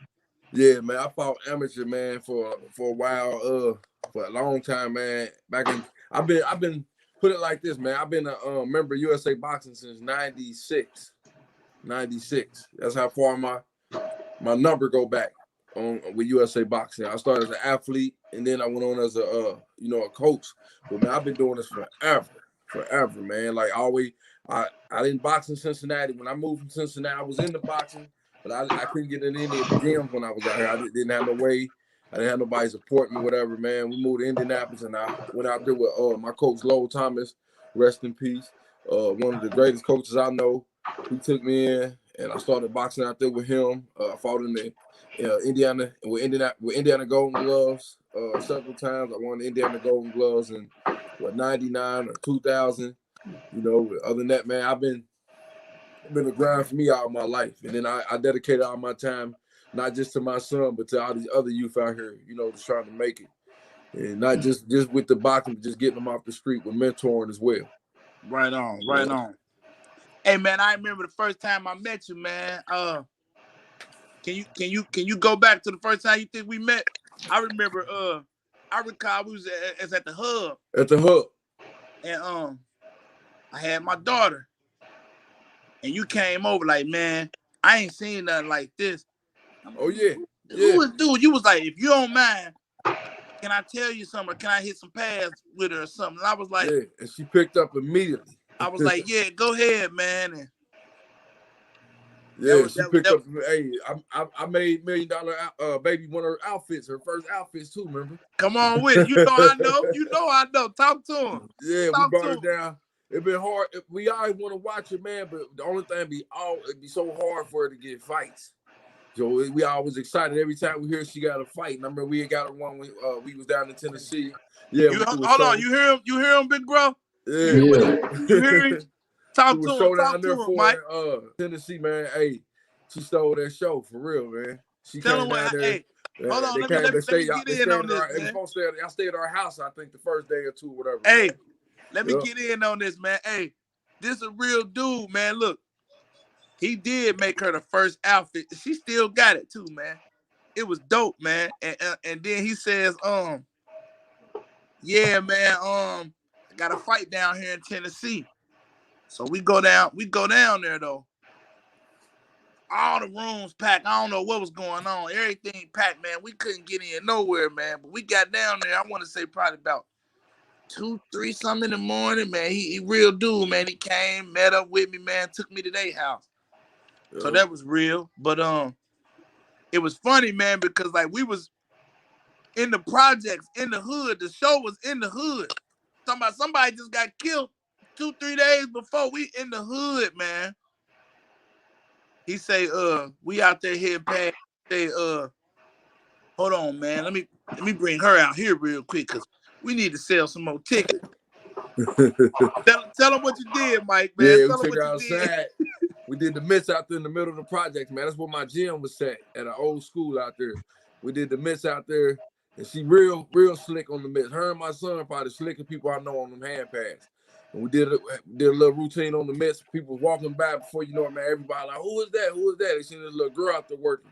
You know, seeing all the hand speed, the accuracy, hand-eye coordination, and all that she was displaying. Man, it helped pack the show. A lot of people came in behind that. A whole lot of people. It drew a lot of women that want to come in there as well. Mm-hmm. That was real. Where Ron go? He done left? Huh? His connection might be bad. Yeah. Salute to my good brother Mike 202 in the building. What's good brother? So that was shout out to you on that though, man, because this funny story about that real quick, man. You know, so we talking boxing, so we talking all boxing. Funny story about that is, like you said, it was hard to find her fights. So when you said you had that fight, I'm like, hell yeah, let's go. So we got down there, and then it was funny because all the people, like she actually, like she said it when she was on the show last time. She fought dude, the Dalton dude, his son, the dude that was in Creed 2, that was in the tire, the white dude with all the tats. Yeah. We he on Onward Athletics. Right. Yeah. She fought his fighter. You still there, AK?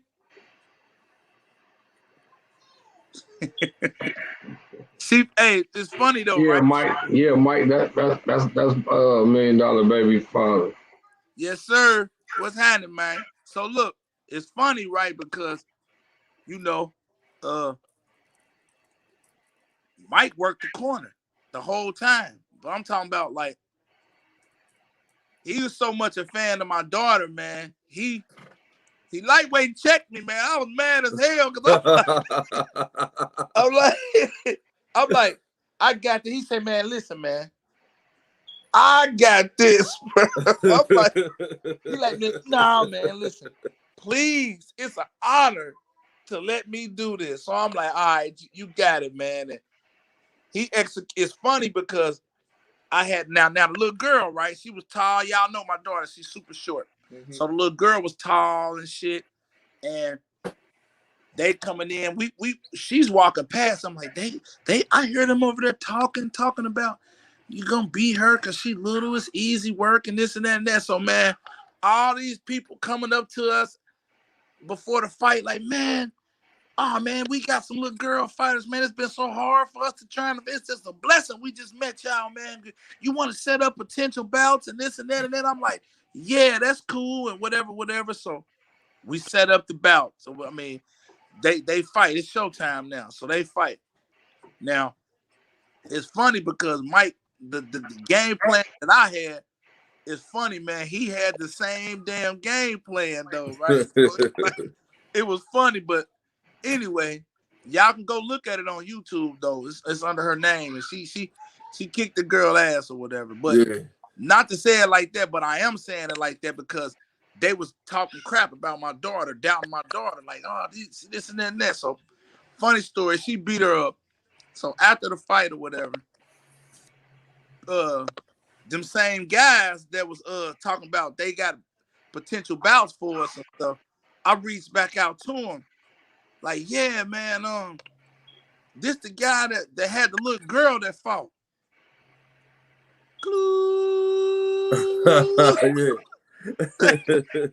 say, damn.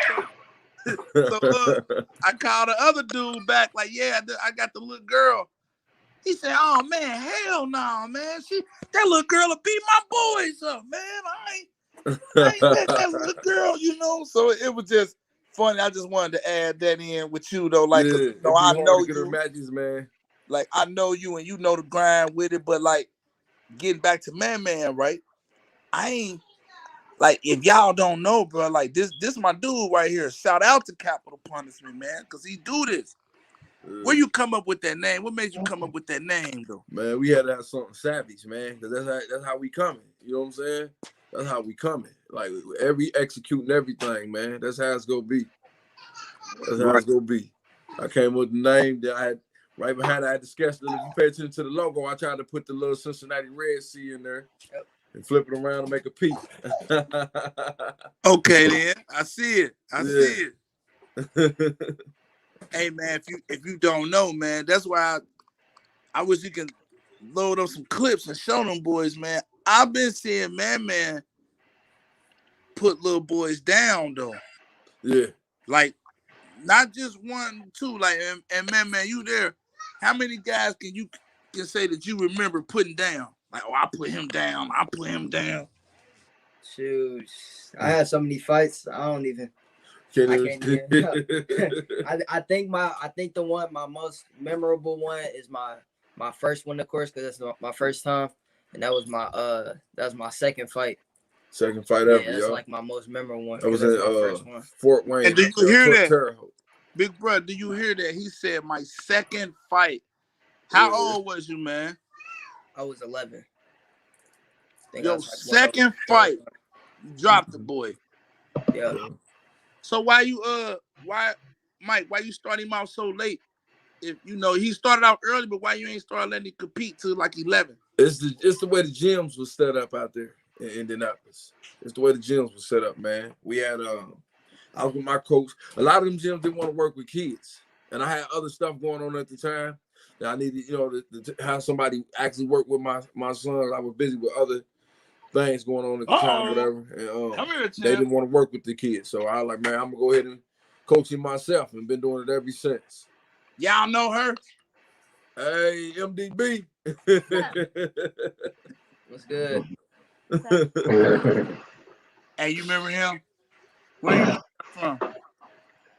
He went where? To Tennessee? Now I want to know what was this man telling you in that corner? What was he telling you in that corner? Tell me. Well, gotta think back. He was like telling me like keep doing what you're doing, or like calm down, throw your jab and stay on the inside. Right, stay on the inside. Get that body, tag that body. But that girl was so damn tall, man. Yeah. Hey, Black Star Sports, man. So what you do too, man? As far as like you coach or anything like that? No, I just be on here just chopping it up about boxing and such, man. You know, me and Basement, man, that's what we be doing, man. We be putting it out there about that, talking about the fighters, talking about what's happening, what's going wrong, what needs to happen, what ain't happening, who need to fight, who running, who ducking, man. We gonna put you on blast. But hey, you don't think that's bad though, cause like that messed it up now. Putting people on blast, man. Like with Wilder, like I think back when AB, I call him Agent Bruno. He from our city, so we call him Twin. So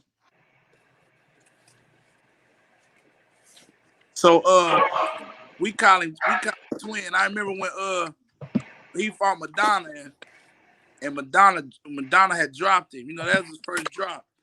Man, they tore his ass up on social media during the fight. Yeah. I'm talking about they had him on the ground, the breast was somebody, instead of throwing the towel in, they threw the breast in.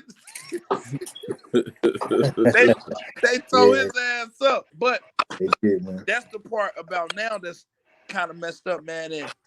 And would you agree, Big Bro? Do you think that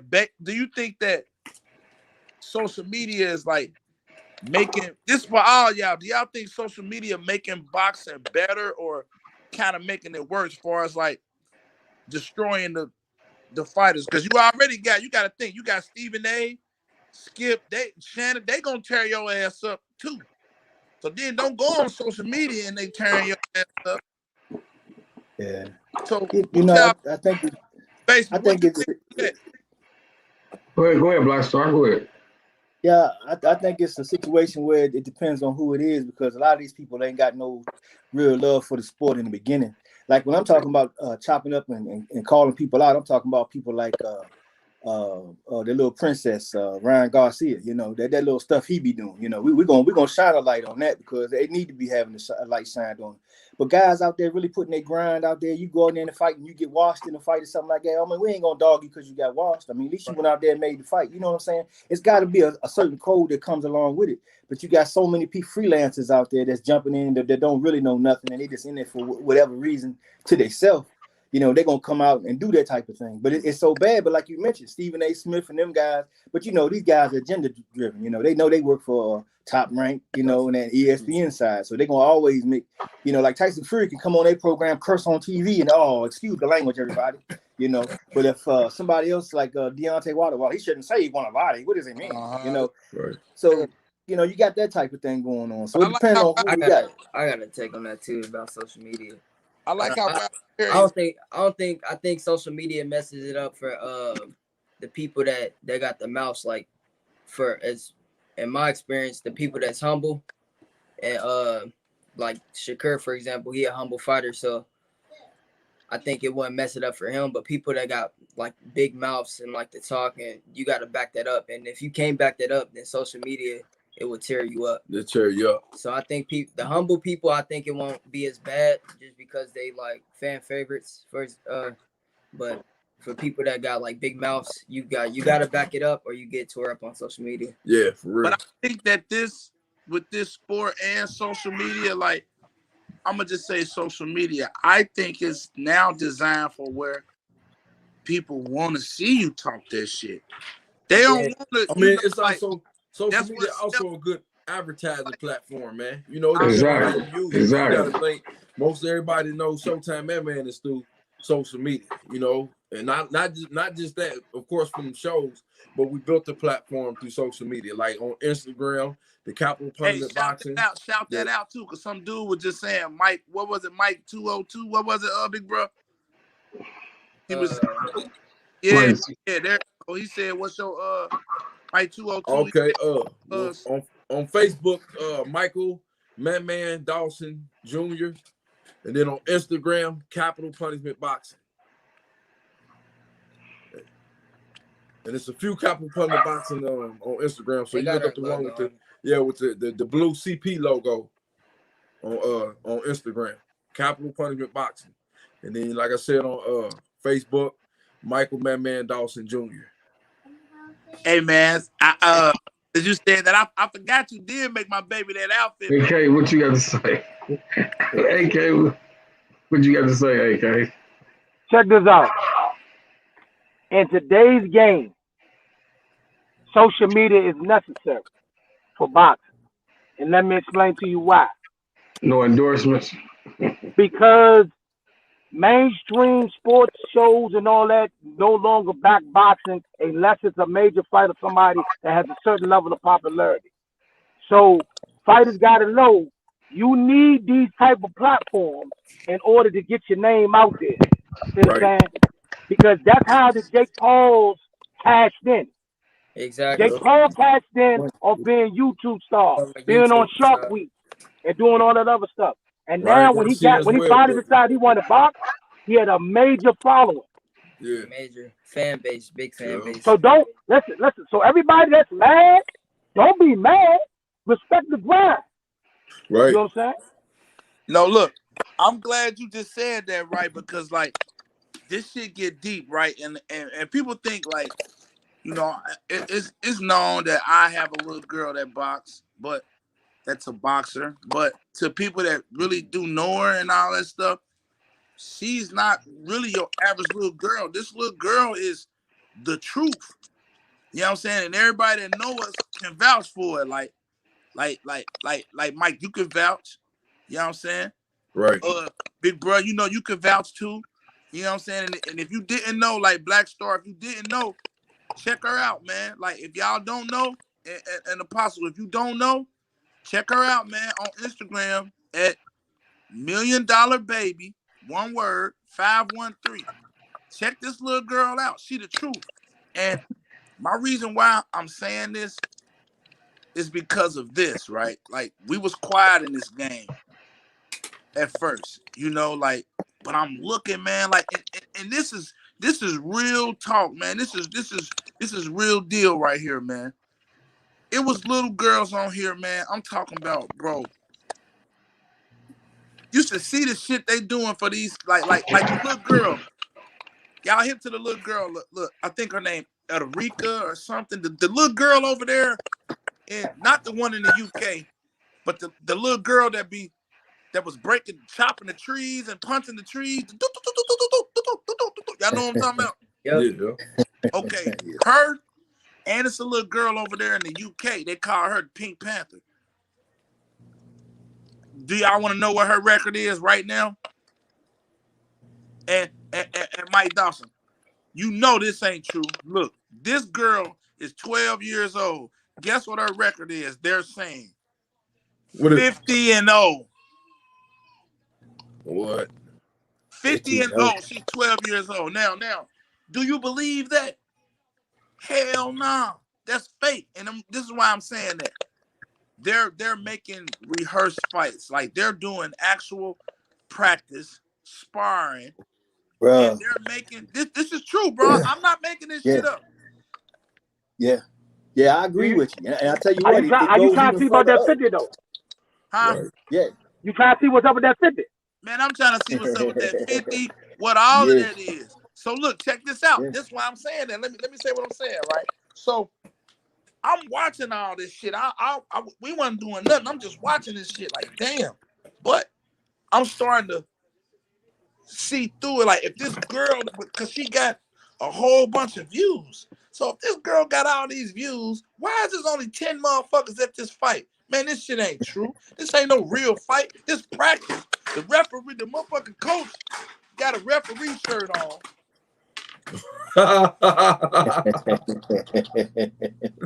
The coach got a referee shirt on. It's two people in the audience. But listen, ain't nobody, no judges, no nothing.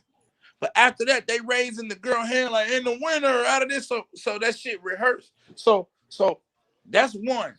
And so then I'm starting to see like, cause we couldn't find no little girls. And Mike, you know, I ain't lying. It's hard to find these little girls. So, but I'm on here like I'm talking about, like, bro, I was making this shit my business, man, to like every morning I wake up, man, I'm Googling different gyms, trying to find coaches, trying to find little girl fighters. I can't find them. So it's like, okay, where is everybody at? 1 second, y'all. Yeah, I'm back. So with that being said, long story short, I'm seeing people post these little girls talking about, and honestly, this is about race, y'all. And I'm not on no bullshit, but I'm touching this, and you know this is ran by us. This right here, Basement Boxing Talk, is ran by us. This is for us, so I can say what I want to say. This is my big people that's running this, so I feel like I can say what I want to say. But I'm gonna get your permission. Can I speak? Can I say what I want to say, big bro?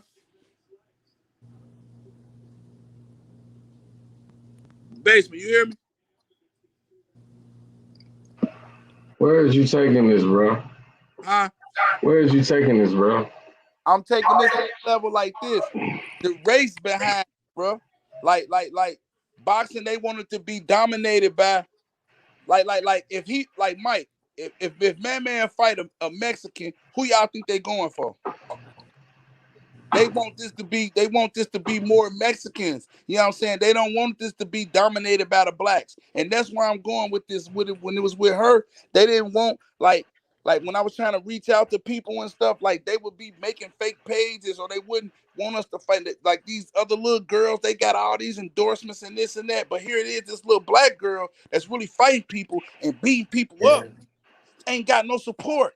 You know what I'm saying? Right. Like they don't, so that's why we went with the social media. Like, long story short, we went with the social media and went there for it. Because if I didn't go with the social media, people wouldn't know her. They wouldn't know who she is. So when Apostle say like you gotta go with the social media and this and that, I totally agree. Because had it not been for my daughter on here talking shit, people wouldn't know who she is. She calling girls out. I want to fight you girls. This and that. And where y'all at? Blah, blah, blah, blah, blah. They start blocking her Instagram page and didn't want to fight her or none of that shit. Like, We ain't just saying she can't get fights. She can get fights. And Mike, do you or do you not agree that in this amateur boxing shit that they don't want the black face to be the face of boxing, bro?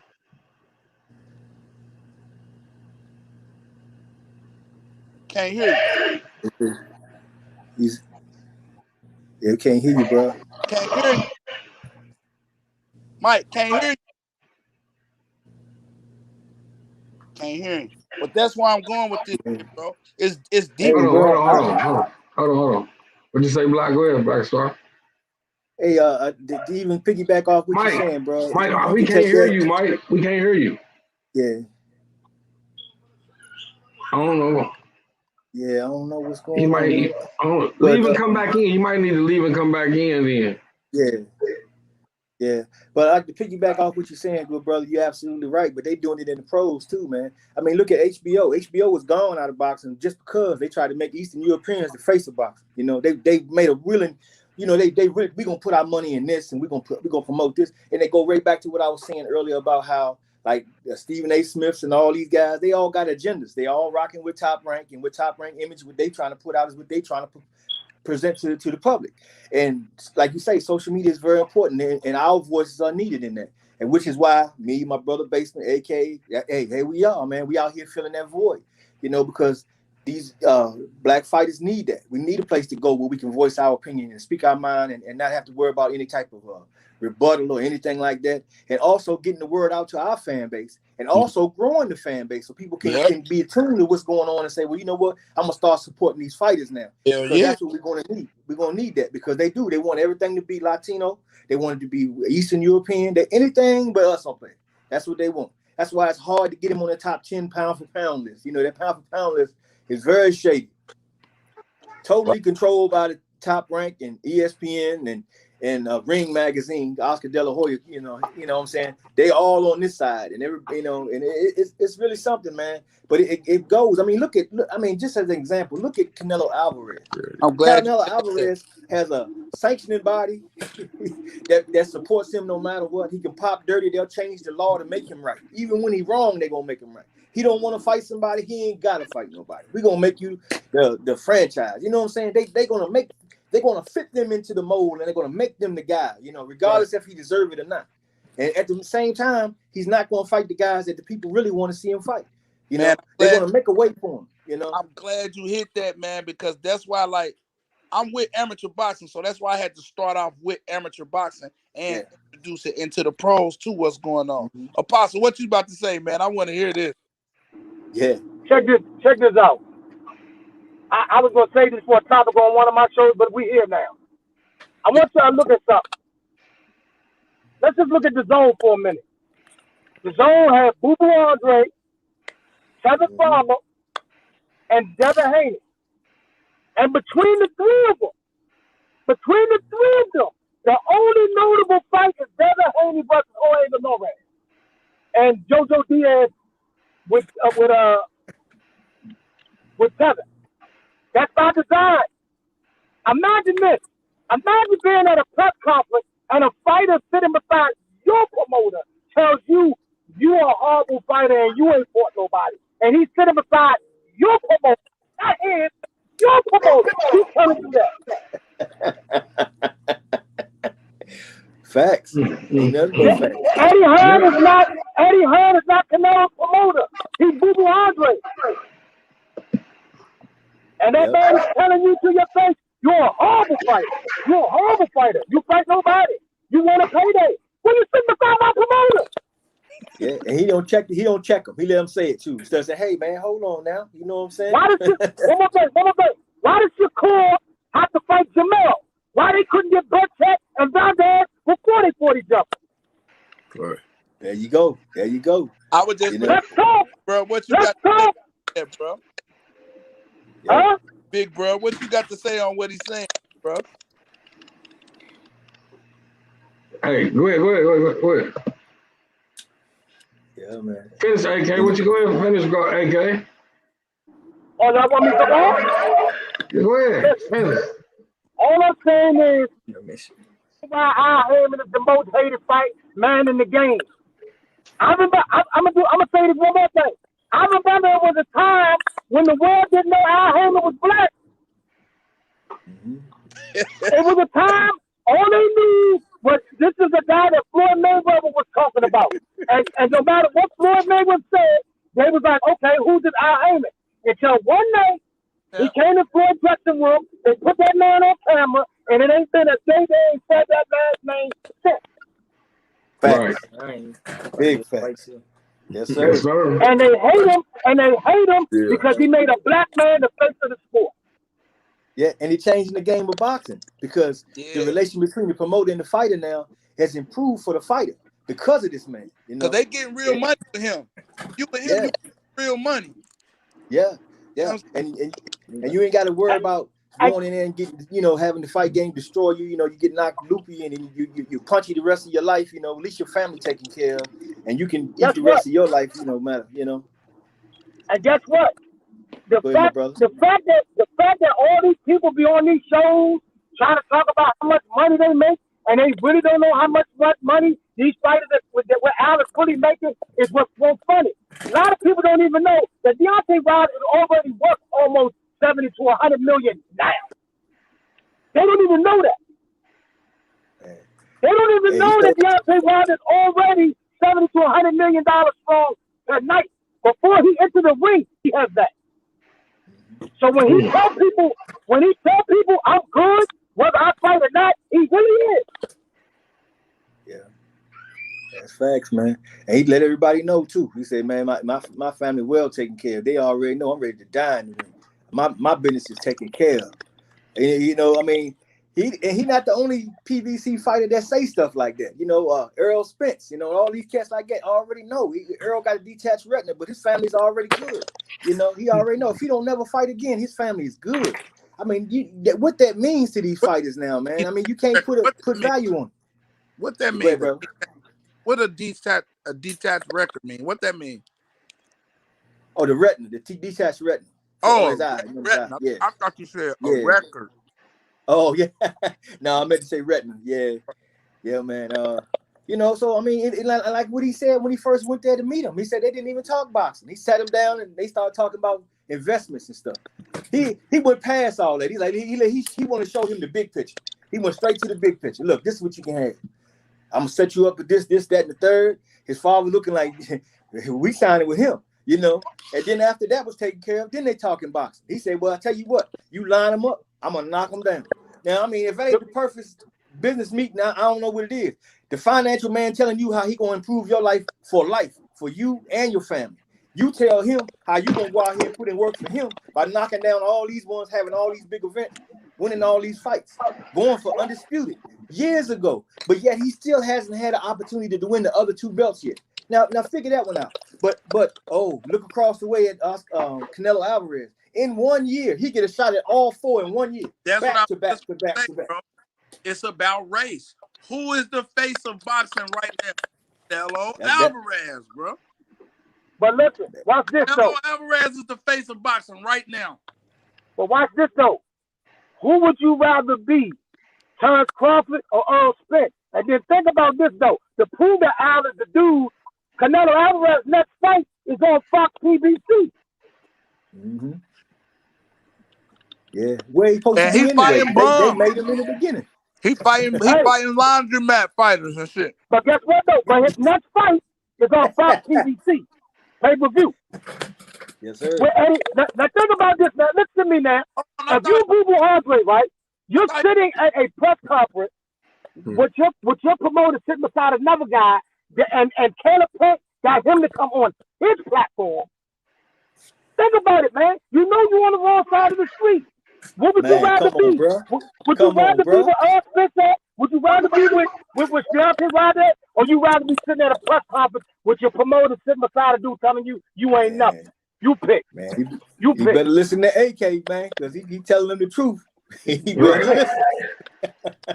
Hey, listen. Mike Dawson, Adrian, $1 Million Baby, all of y'all, you got a spot with me anytime you want. I know these boys got you, but whenever they ain't available, I'm here. Shout out. Man. We appreciate it, man. I just wanted to give a shout out to Basement Boxing and everybody that's on here. Appreciate y'all for having us on here. Most definitely, today. man. Yeah, man. We about to get started training because the team about to be here in about like 40 minutes. So we about to get this training in. Yeah, it's an everyday grind. You already know, AD. Like Hey, hold on. That's why I had to jump on, man. Because look, man, I'm gonna be your other voice, though. You feel me? Like people, like when you speaking on yourself, of course you're always gonna speak highly of yourself. But like, I'm gonna be that other voice for you, your other conscience. But I know I know what's up with you. I know what's up with him. You know what I'm saying? So that's why I had to jump on and speak on that though, because like you is the truth. So go ahead, you know, we love you, man. I love you, bro. I'm gonna tap in with you and check. Yeah, man. Hey, I appreciate all y'all having us on, man. We appreciate it. We appreciate it, man. Most definitely. Hey. Thanks, Basement Boxing. Oh yeah. Thanks, Black Star. AK, hey man, we enjoyed it, man. It was a real pleasure. AD, you already know, man. Hit me up. You know it. Hey, I appreciate y'all coming through, man. I gotta go do my honey-do list. I'm already in trouble. But yeah, you can follow us on our progress and everything on Facebook at Michael Man Dawson Jr. And we also got these T-shirts that we selling to our merch that we that's what support our team. Cause everything out the pocket. We ain't got no endorsements, no sponsors. Everything out the pocket. You know what I'm saying? So we selling the shirts on our website, huh? I said, pay attention to that background. Look at them belts, man. Oh yeah. I mean, it ain't even all of them. That ain't even half of it. We still got a lot of stuff to hang up. Yeah, they filling that wall up. They got trophies and stuff. Man, I need one of them, man. I need to perpetrate out here, man. Yeah. Get my Martin on. You know what I'm talking about? The CBC champ, boy. It's real out here. Let's do it, man. Appreciate you having us on here today. Hey, I appreciate you coming through, man. Come through anytime, bro. Anytime. Appreciate it, y'all. All right. Yes, indeed, man. Salute to y'all youngest. Yes, indeed. Keep grinding. You done got quiet, big bro. That's why I was asking you like what AK was saying. I was saying piggyback off of what he was saying, man, because you be having some deep thoughts with this shit too, and some good points. So I would get your take on it. You know what I'm saying? Yeah, that's all good. That's all good. Black Star Sports TV, what's good, brother? Man, what it do, my brother, man? Yeah, man. It's fight night, man. Hey, it's fight man. Look, man, night. I'm telling you, bro. Woo, boy, you know we've been waiting on this thing a long time, bro, and we've been talking about this. Woo. Salute to Roderick. Salute, good brother. Yes, Mike 202 say, yeah, capital punishment. Yes, sir. We have him back in the building. We definitely gonna bring him back. Hey, it's been a long time, man. A long time, man. Hey, come on, man. What's your prediction for tonight, man? Man, look, like I say, we've been over and through the woods with this thing, man. And since Thanksgiving, man, I stopped talking about it. I said, no, it's all about the trilogy. At that point, it's all about the trilogy. Now, and the thing is, I keep waiting to hear that Fury done came down with COVID again. I keep waiting for it. I just found that out. I didn't even know. They just said he had it twice, and they were saying that's probably why, they can explain for the weight, like with the weight, like him picking up that weight. I think they're trying to make it with that weight. Listen here. I'm gonna tell you what the weight is. The weight is he pulled an Andy Ruiz. He been partying, kicking it. He pulled the COVID the first time, because nigga, he was well over 300. Yeah, he was. Yeah. He was well over 300. Yeah. So he pulled the COVID because he knew he wasn't ready in August. He knew he wasn't ready. Man, I ain't about to go out there and get my ass destroyed. He was just walking around motherfucking Miami with no motherfucking shirt on, bro. Yeah. Flabby and sick. Yeah, he getting destroyed tonight, bro. If he walk in that ring, he getting destroyed tonight. Man, listen to this. The only thing, and I keep stressing it, is if this fight goes into the later rounds, man, I just don't want my man Wilder to be gassed, man. I don't want him to be gassed with this extra weight. I would have preferred Wilder to come in at 220, you feel me? Maybe 2 1/4. Big Mike 207 said bombs. Oh, he gonna drop bombs, Mike. He gonna drop bombs. I'm not saying that. I just don't want the fight. I don't want the fight to go into later rounds. And my man be gas, man. It ain't, and I'm gonna tell you why. Because here's the reason why I was excited about the weigh-in and the weights that came out. Because Fury coming in at 277 guarantees that he's gonna fight exactly like he did the second fight. Guaranteed. It also lines up with Wilder's doing, because Wilder put on that muscle for that certain reason. Like he said, he'd be able to push his big ass off him. That's gonna aid him in getting that space instead of stepping back. You know, which drove me crazy in that second fight. I was like, what the fuck he keeps stepping back for? Man, I was out of my mind on that shit. You can't do that backward shit, man, against a fighter like that, coming into you like that, and he over the top and head locking you and all this old extra shit. You gotta slow that storm down before you can get it, you can handle that. And that's what he's gonna have to do this. And it seems to me now that that's what they've been working on, and that's what they're working to counteract. So when he come in with that, they got the answers over here. I feel it. When I see him gain that extra 8 pounds, because remember he was 230 for the second fight, but he never really got in the fight, really. This time, he even gained 8 more pounds of muscle on top of himself. A lot of strength. So we see that there. But like you say, going into the later rounds could be an issue. I agree with you there, though. But I just don't think it's going to happen, because I think he's prepared in the beginning to weather the storm. And if you weather the storm and you confuse him and you make him hesitant, then that's when you can, and this motherfucker over. It's over. Mike 202 say 9th round knockout. Hey, hey, I'm gonna make my decision before we get up off here, man. I ain't made my decision yet. I'm definitely going. I like that 8 round. I like that basement, but he put the weight on 2 years, not 2 months. So he would carry it well. Watch.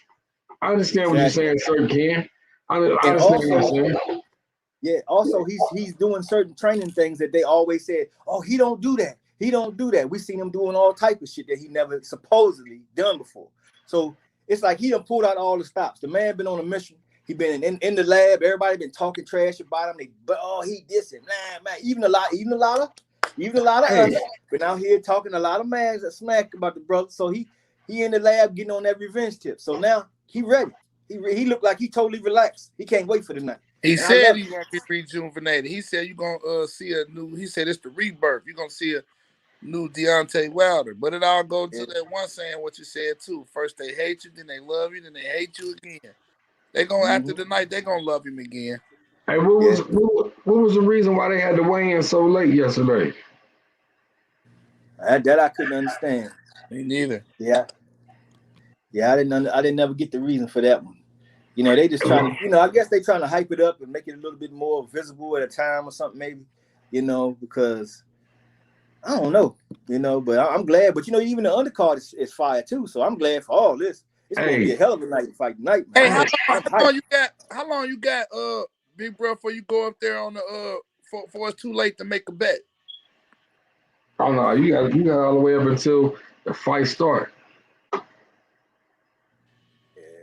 Yeah, them odds gonna change when you get closer to get to the fight too.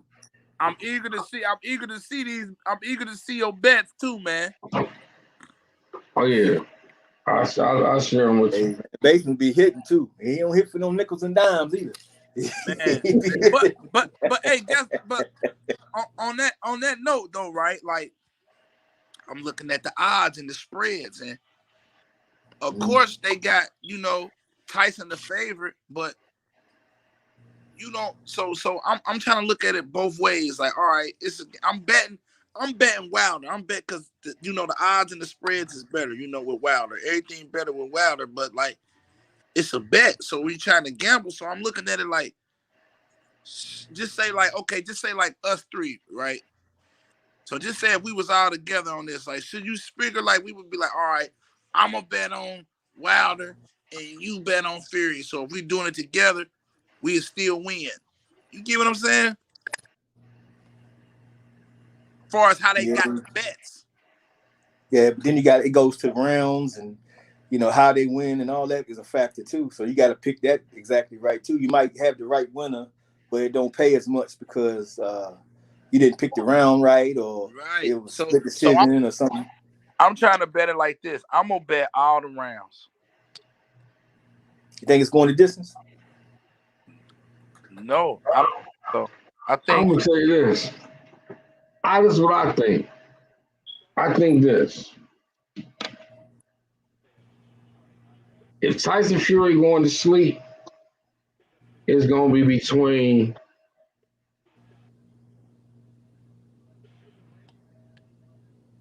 5 and 9, 5 and 10. Okay. I'm gonna say between 5 and 9. see Well, look, I really want to say 5 and 10. I If was it, strong. if he go to the 11th round, Fury ain't going to sleep. It's gonna have to go. It's gonna wind up going to the judges. But But if Fury, if Wilder put him to sleep, it's gonna be between that 5th and 10th round. but that I'm visualizing it right now. but that also for what we all been saying about the condition. This is a heavier Fury. So I'm eager to see how he's gonna look bouncing around with that. But then you gotta think about it like this too now. Right now, this ain't your normal Wilder, man. Like everybody thinking like he's saying to himself, like, I'm gonna come out, my game plan is to be calm and this and that and that. But people still fail to realize that this a nigga though. That you know what I'm saying? This ain't he on some different shit right now, man. Dude built that's why he was even saying, like, man, y'all should have let me win out. You know, I'm a warrior. You should have let me shield, man, because like Hey, I disagree. I disagree with Wilder on that one because me personally, which one? What you talking like going back? I'm glad they stopped the fight. I mean, hey, listen here. It's against his rules. Hey, it is what it is, bro. But me personally, I did not see Wilder being able to protect himself. True. So if me personally, I'd have been one fire motherfucker. Like, goddamn, bro, you fired me because my heart was in it instead of motherfucking just my mind. You feel me? My mind was just in it. Then goddamn it, I wouldn't give a fuck. But my heart in it, bro. Like, you know what I mean? Like I kind of attached to you. Goddamn it, you feel me? So me personally, man, I would have stopped it, bro. I said to myself, like, man, it's over, bro. It's over. You ain't got nothing else to prove. You ain't always gotta go out on your shield. You feel me? It was over, bro. It was nothing you can really do. But you gotta think as a fighter what they do to your confidence. Fighter's mentality, though. Because you gotta think about this, right? I understand that, but live to see another day. He wasn't gonna die. So honestly, you gotta listen to this. We don't know though, bro. Nah, just real talk. We don't know. Right, though. We don't know. We done seen plenty of people who died who didn't die from shit like that. Who was that? Sergio? He was already leaking from the ear. You feel me? Then he had a scar, some damage to the skull. Yeah, he claimed he had a big ass knot. Man, listen here, bro. If I gave her any fucks about you, man, it's over. They said Bill Cosby fixed the water for him before the fight. To Bill Cosby.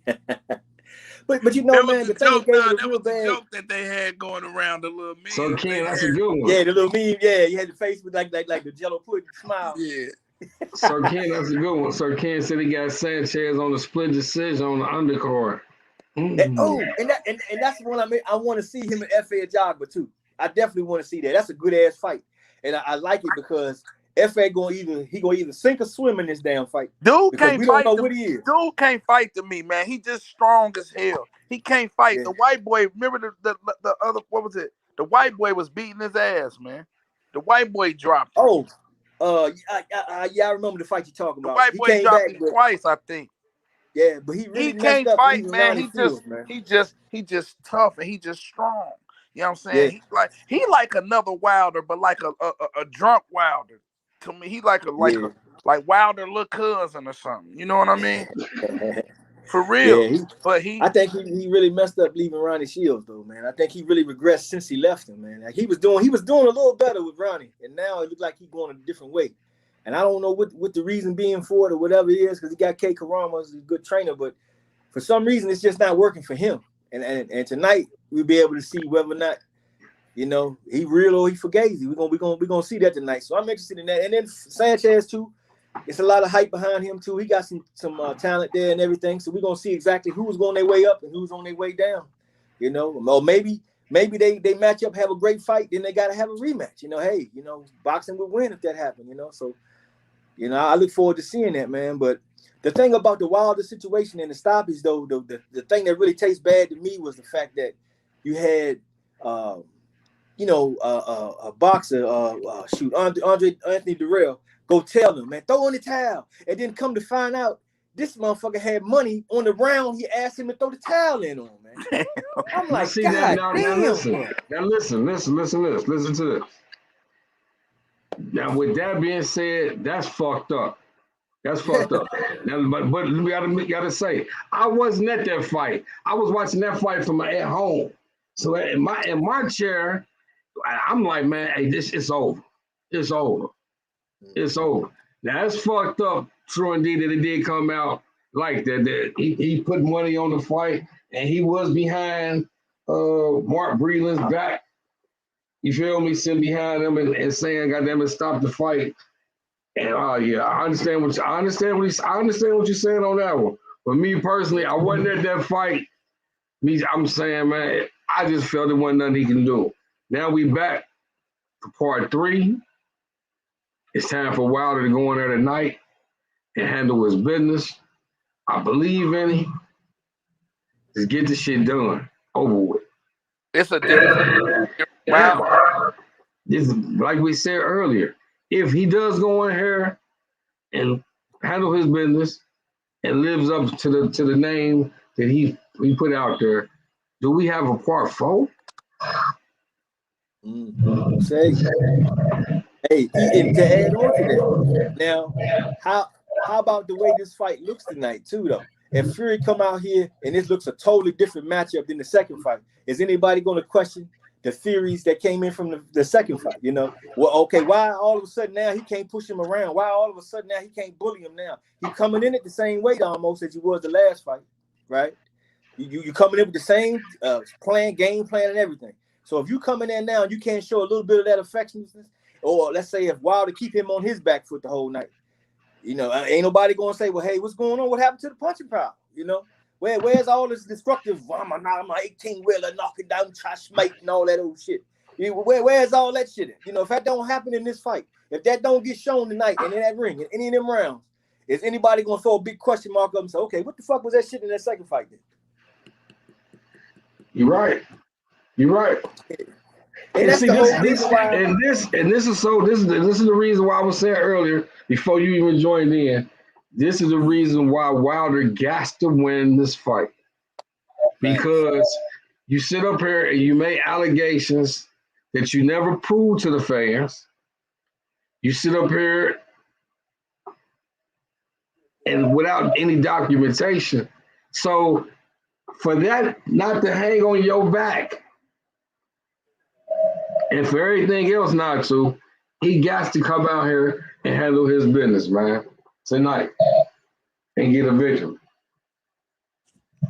True. A dominant victory, because me personally, I don't feel that if he doesn't go out there and dominate like he should, I don't feel that he might get the decision he won't coming down to the judges.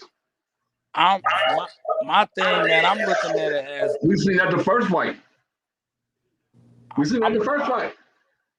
I'm looking at which Wilder gonna come tonight, man, because like you know, we all anticipated for, you know, what we're expecting, but what are we expecting?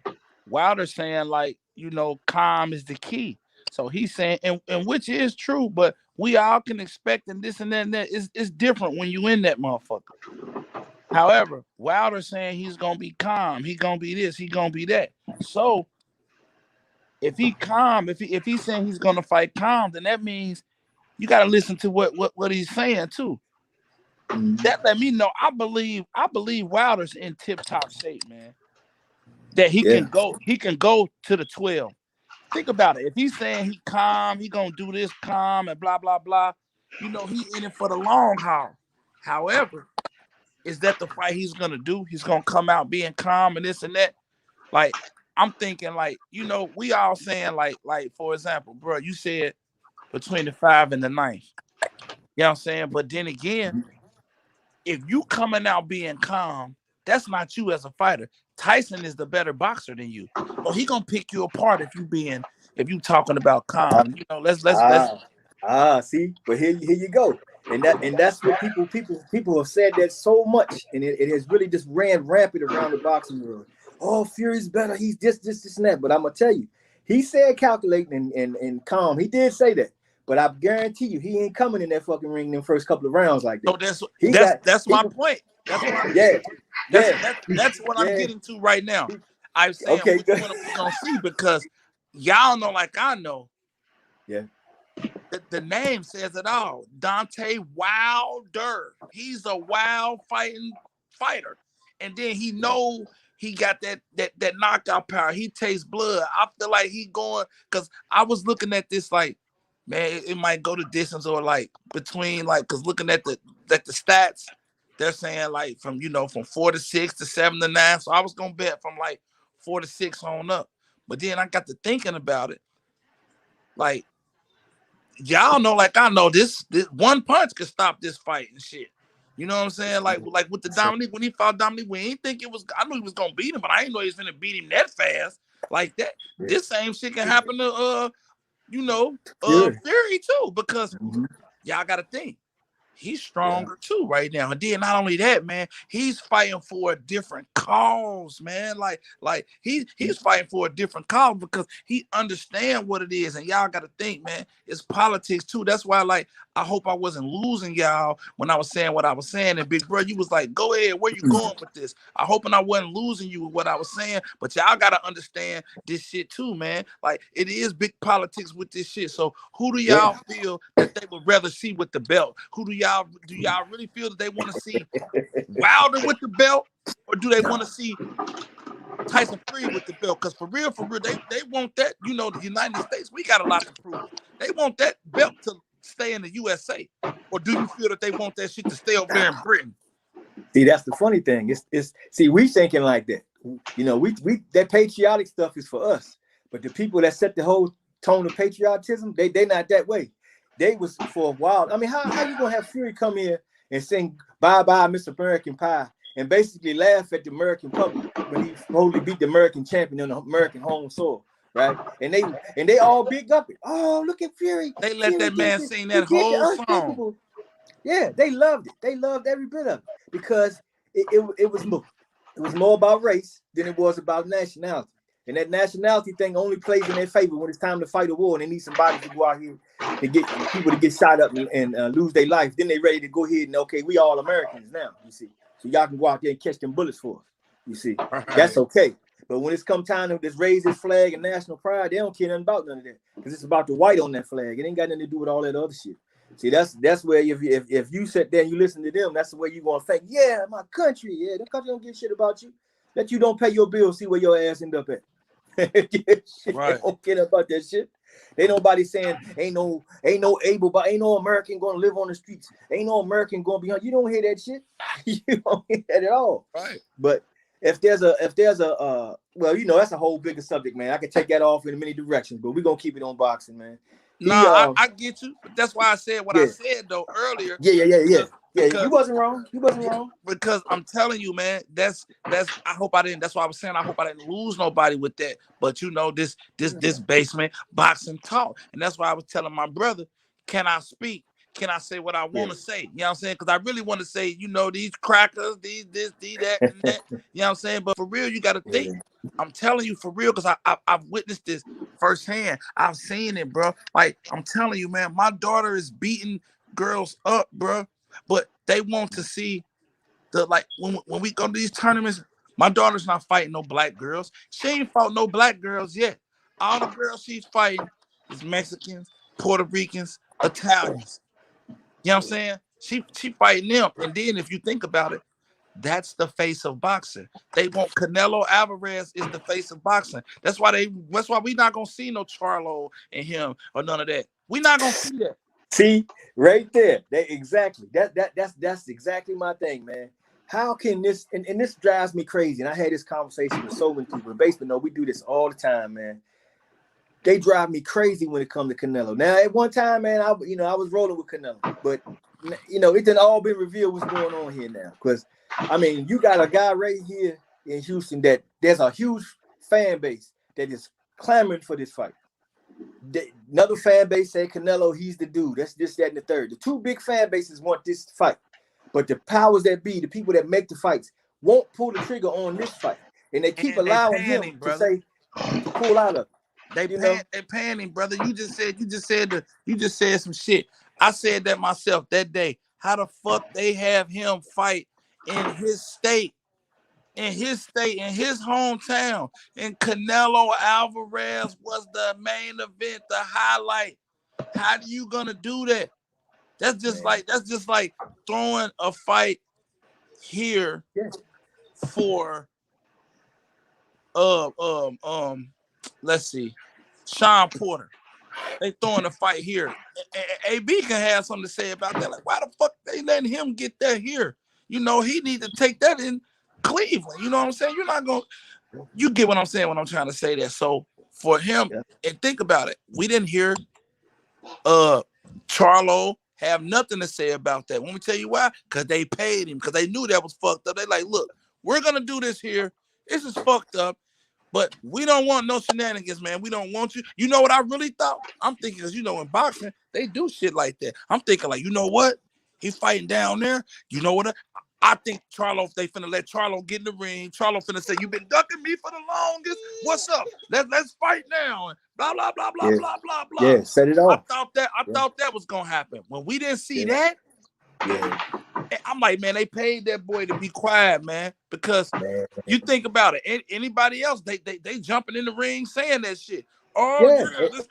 You need to fight me, and where we gonna fight? Man, and then when he went on top of that, talking about Canelo is the pound for pound in boxing and all that, I was like, man, come on with that bullshit, man.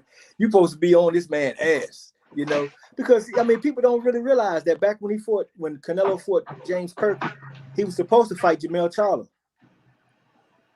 He was supposed to fight Jamel Charlo then, and got out of there to fight this guy. Then told him he couldn't have his trainer and Wolf with him. I mean, what kind of fighter has that type of power to control another fighter's whole corner and who's going to be in the ring back then? Because back then he wasn't Canelo of today. You got to think about that also. So that tells you how long this plan has been in play. When they put that record up, he got 50-something wins. Okay, 40-something of them was over in Mexico against a bunch of bums. We can't put them on there and stack the resume. That's stacking the resume, making it look a certain way. Like Julio Cesar Chavez. He got 100-something wins. Okay, 80 of them motherfuckers was over there fighting tier 1 at the cab drop. You know what I'm saying? But they're not gonna mention that. But it look good when they show their record. You see what I'm saying? So it's a way that they doing it. They marketing people a certain way of the ones that they want to get favoritism. And he's been having it for a long time. And that and honestly, that I didn't even realize that till after the fact that even took place. But when I heard about it, I was like, wow, man. It made me look at him a whole nother way. Because like I say in the beginning, I was kind of rocking with him. I said, man, he's a good fighter. He's doing this, that, and that, all the way up till he got Triple G. But after that, man, I don't know what the hell is going on with this dude. Well, no, I can't say that because I know it's all about the money. And even on top of that, the Kovalev fight. You see the Kovalev fight, bro? Yes. Oh, yeah. Man, come on, bro. Ain't nobody in the world can tell me that Kovalev did not take a dive in that damn fight, man. Man, that punch, I'm glad you hit that, man. That was so rehearsed, man. Hey, remember Kovalev came off like that was 6 months after he just lost. But ain't no way Kovalev should have been out of shape and took a knockout like that. No way, hell. Man, bro, look at the punch. Look at the punch, bro. He caught him, dazed him, and then it was over for that. Not no fucking coat. Come on, man. This man done killed motherfuckers in the ring, man. Bro. How you gonna get hit with that little shit? And then, he's stunned. Canelo hit hard, but he ain't stinging your big ass like they're like, oh man, my daughter, we sat right here and watched it. She was like, oh, that's fake. That's fake. Did you see Kovalev in the first 11 rounds? Yes. What the hell was that? Is you gonna hit this dude, or are you training your little brother to fight? Man, so here's another thing. Here's another thing. What I'm saying, y'all gotta look at this. Pay attention to this. How many times Canelo done fought this year? Yeah. How many times he done fought this year? I wait. Shit, I think it's been twice. This about to be his third time, man. I No, thought it was. I thought this was about to be his fourth fight. Yeah, you're right. It might be his fourth. Oh yeah, because he did that Yildirim. Because he fought a guy as a mandatory who had lost the fight. Listen to this. So yeah, you're right. This might be his fourth fight of the year, but guess what? I don't none of them add up to one. Them 3 fights add up to one fight. My point. But look, so you ain't fighting motherfuckers, bro. You ain't. Come on, man. Salute to my good brother, Mr. Scott. What's good, brother? What's good? Hey, salute. Yeah, man. That's some real talk, man. And it's shameful that boxing allow that type what you of stuff, saying, man. Roger? You saying he did prove what? What are you saying? I'm lost. Who proved who? What are you talking about? Yeah, I don't know. You gotta explain that a little bit. Oh, he said I met some anti-Wilder. Oh, you must be he got to be a Fury fan. He got to be. Yeah, saying something like that. It's no disrespect, brother. No disrespect. I feel you. If you're a Fury fan, you're a Fury fan. I ain't got nothing against that.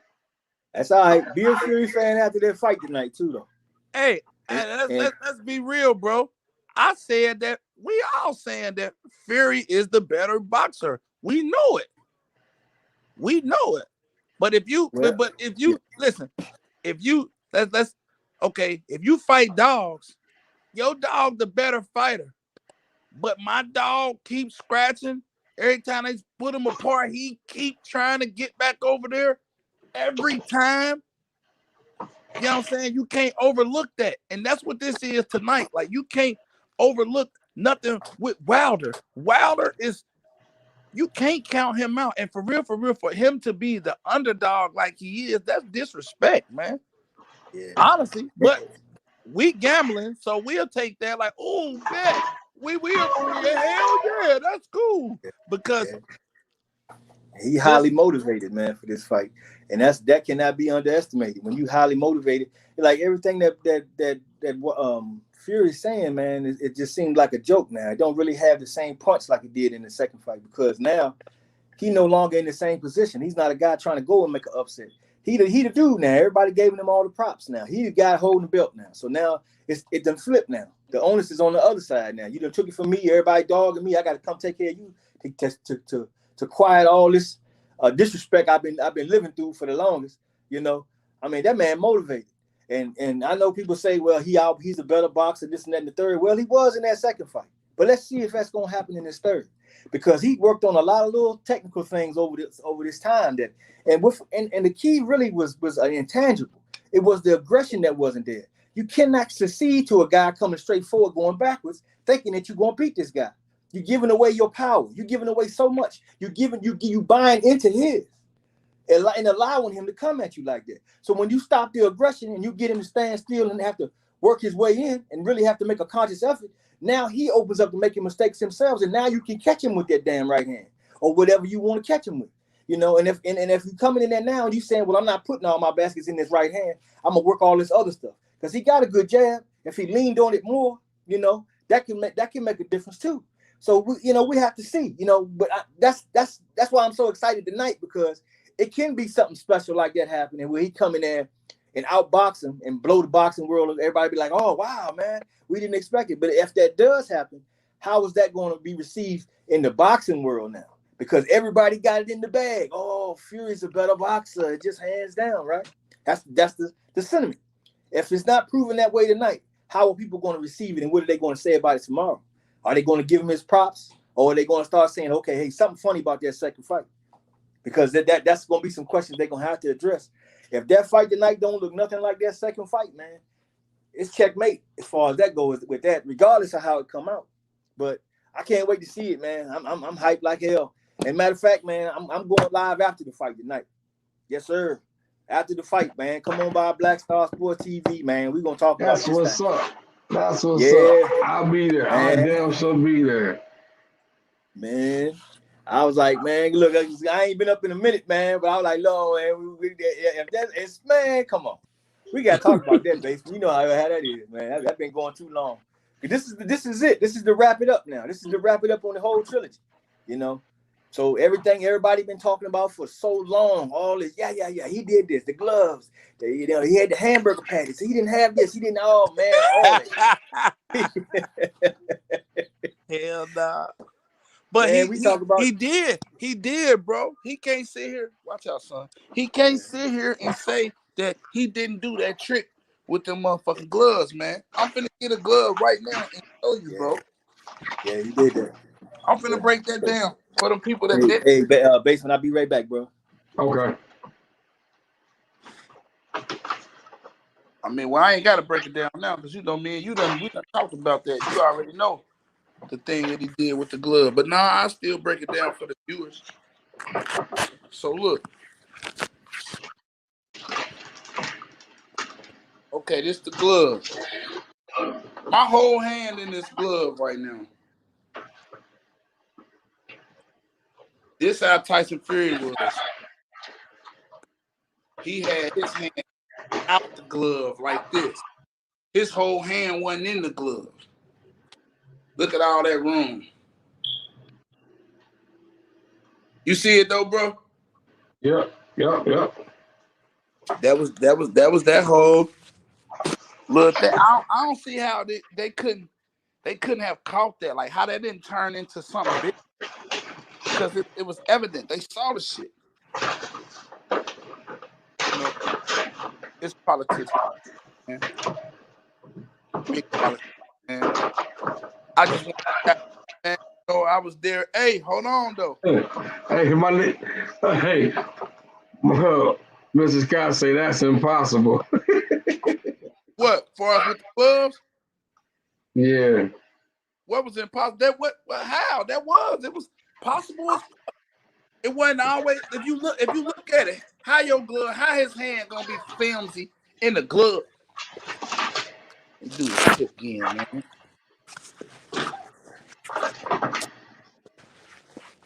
My hand all the way in this glove. Come on, son, because you following me. Here, get this. No, you can't get the glove. My hand can't be filmy in this glove. It's in there. Man, his glove wasn't all the way on, bro. Look at that. It wasn't all the way in. How I was pushing, coming in, and you synced it in the middle. It only makes sense. Why would it be so much controversy behind that? It was evident. It was seen. I'm sticking to that. Did that prove your point, Mr. Scott? Is that a good enough demo for you?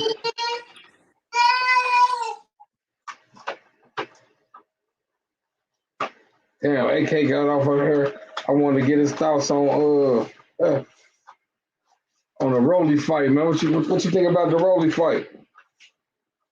Rolly and Tank, December 5th. Rolly and Tank. Yep. Rolly. Huh? Who you say, bro? We got Rolly and Tank, December the 5th. Tank all day.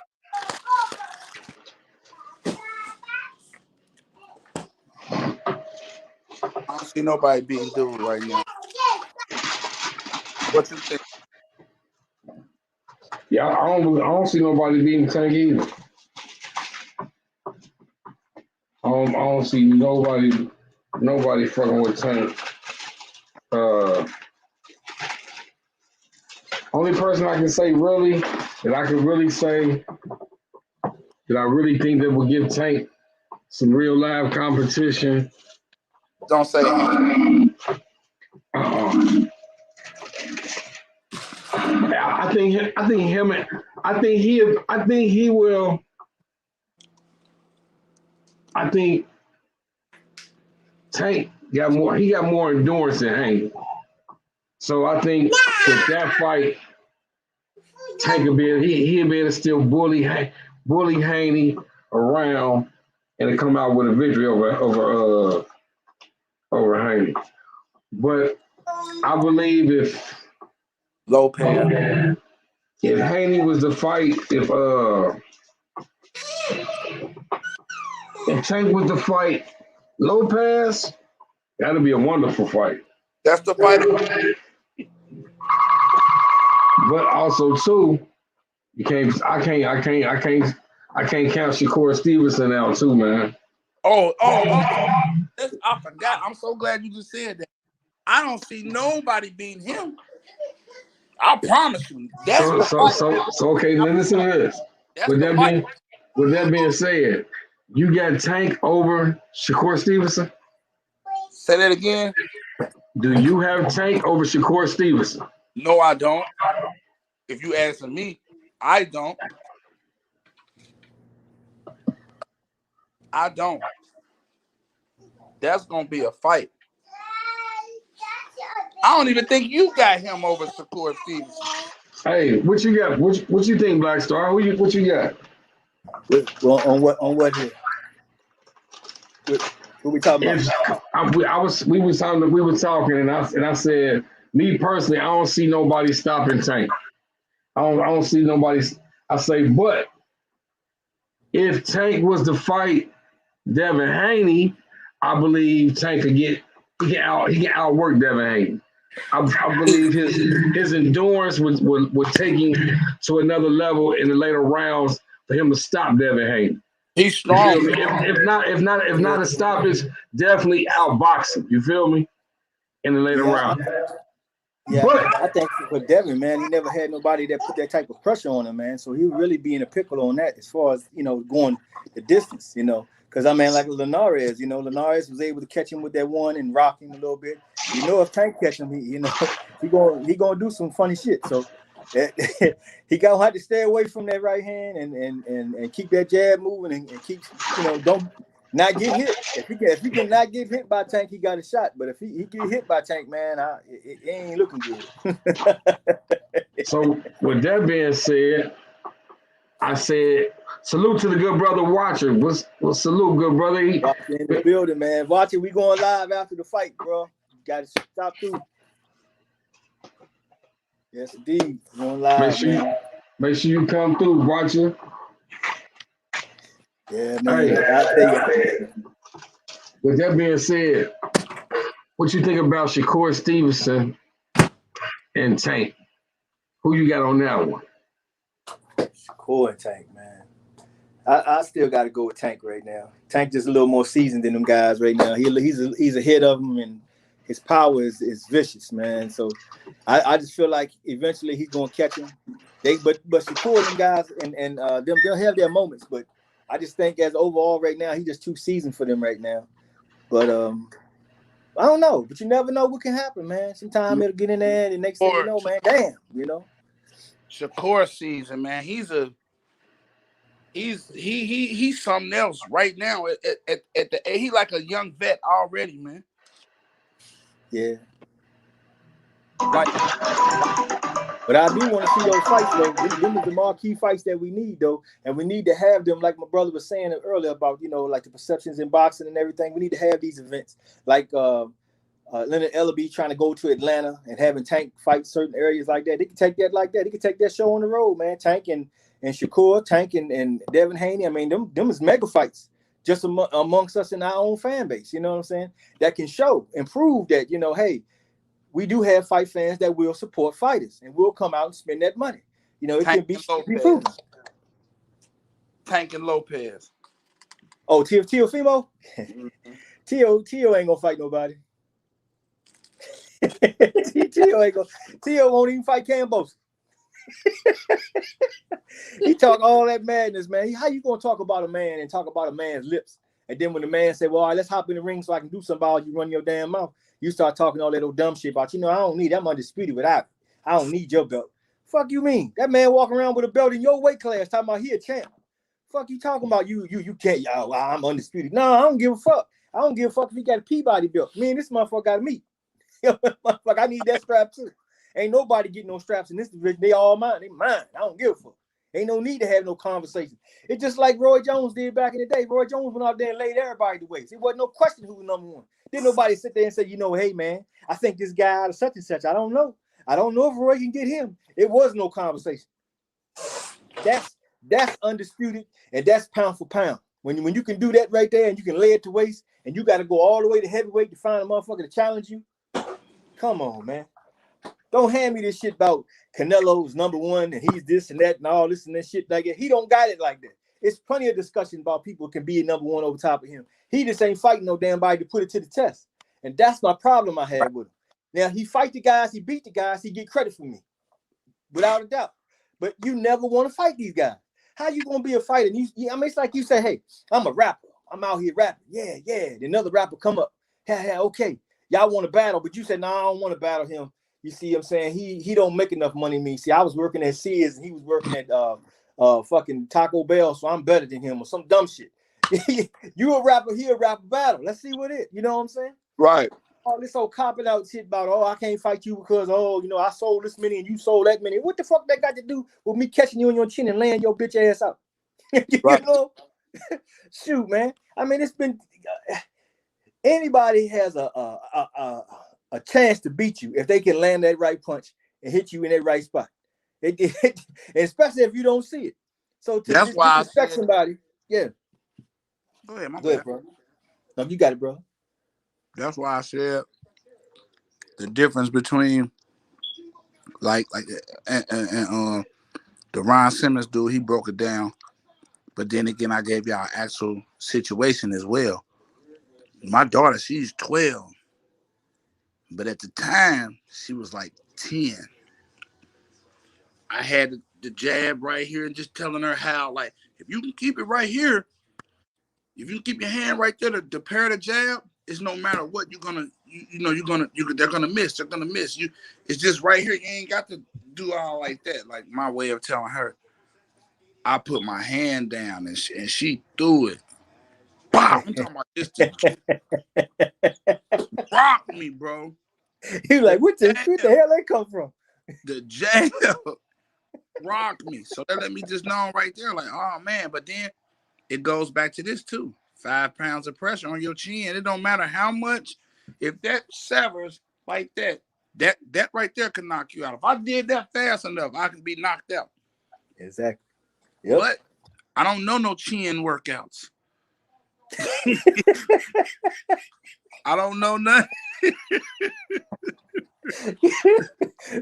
Man. I don't know chin workout, man. What your boy Twin say, man? You know, Twin, that's AB in our city. He say, you can move cars with your teeth.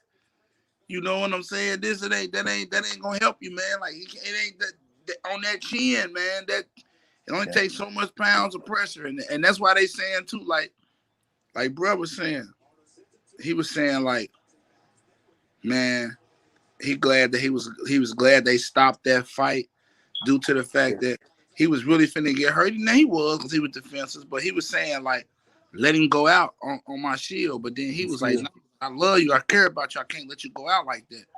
But people keep thinking like Tyson Fury ain't got no power and this and that. Man, this man 300 damn pounds, bro. What the hell make you think this man ain't got no power, man? Hey, Wilder's face wasn't swollen up for nothing. I mean, he was getting hit. So, you know, that goes to your point. You can't take no man for granted because it don't take but one. Shit, you can go out here and a woman can smack the shit out you. And before you know, you over the corner. Huh? What happened? Drunk.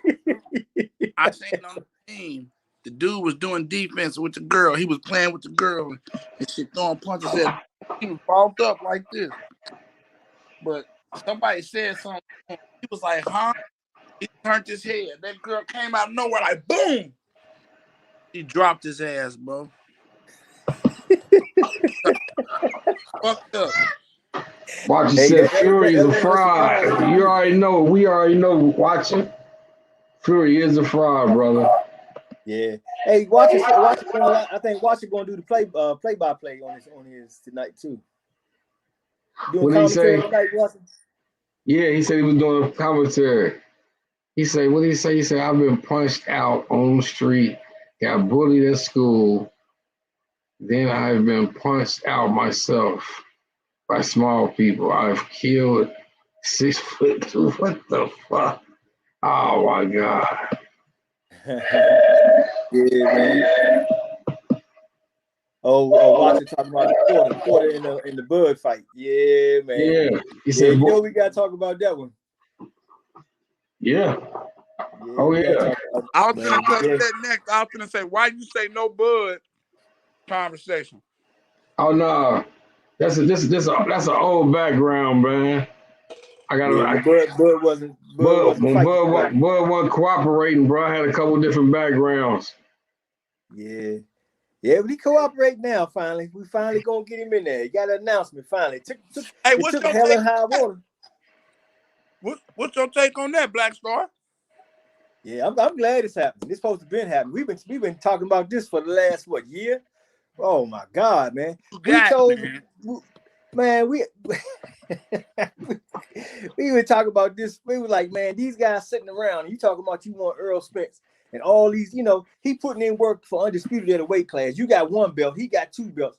And you talking about you want 50-50, but you gonna sit there and let another guy with a belt sit out there and not go, it's crazy to me because like Sean Porter, he did put pressure to go get the fight made. Fine. But they should have been much more hardcore with it in the beginning because they finally put pressure and made it happen. But it took a whole lot of us talking, a whole lot of us social media, like you say, to really get the ball rolling because they was acting like it wasn't no interest. Oh, there's no money in that. Who's gonna pay for it? Bob Arum hit you with the who's gonna pay for it type of thing. That motherfucker don't want to put no money in Bud for shit. Bud, he's losing money. He's not making any money. I'm like, man, come on. You trying to tell me that Bud Crawford and Sean Porter fight is not a big fight? That's one of the biggest fights in Bud Crawford's whole career. This fight right here is going to let everybody know if he a true 147-pound fighter or not. Can he stand the pressure? Can he hang with the big dogs at 47? He going to prove that in this fight. If he can. If he can't, then it's just going to prove that I was right about him. He was not 147 pounds. At that point, any fight in that would have been, and he could have fought Thurman. He could fight he could fight what's that, Garcia, whoever. You know what I'm saying? At that, anybody want to see him fight somebody of those magnitudes? But you heard what Sean Porter said. He said, man, for you to get at that status, you gotta go through me. Exactly. You gotta go through me. And anybody that know Sean Porter is not no pushover, man. And then for those boxing analysts or people that really watch that fight, I believe, and Basement, you already know, because me and you done talked about this when it happened. When Sean Porter and Thurman fought, I don't think Thurman won. I think that was a draw. That was a tight fight. Yeah. A tight fight. A lot of people had. I can't disagree with you. A lot of people agree like that too. A lot of people agree like that too. Nigga, man, you said it at the time because I was going with Thurman. I was going with Thurman. And as I was watching that fight, man, I'm like, man, he didn't win, man. That was I'm gonna tell you something else funny real quick. This crazy. What was it when Canelo and Triple G fought? When was it the draw? The first time? The first time it was a draw, right? Yeah, first one. Okay. I bet with Canelo. This is funny, true story. I bet with Canelo. I bet Deezy, bruh. Right. I bet with Canelo. Bro, we like in the 7th round, 8th round, bro. I gave him the money. I gave him the money back, like, bro, here, man. No, he was like, bro, why you doing that, bro? I said, bro, here, bro, it's no bet, bro. It's gonna be a draw. He was like, man, you tripping, bro. I said, it's gonna be a draw. Man, this was the 7th round. That boy, when they read the the verdict and shit, he was like, damn, how the fuck you knew that? I knew that. They weren't finna let it, because for real, I'm gonna tell you why it was a draw. Because to me, Triple G won that first fight when they fought. Hey, but you know what tripped me out about the first fight? Oh yeah. I'm right here in Houston, man, and all the Mexican cats was rooting for Triple G. I couldn't believe that. Hey, that's crazy, That shit, man. bro. That's crazy, That's what man. made Hey, me was G, like, that was nah, your man. nigga. Triple G was your nigga. Hey, hey, listen. Man. Hey, listen. That was I was a Triple G. I was a Triple G fan then.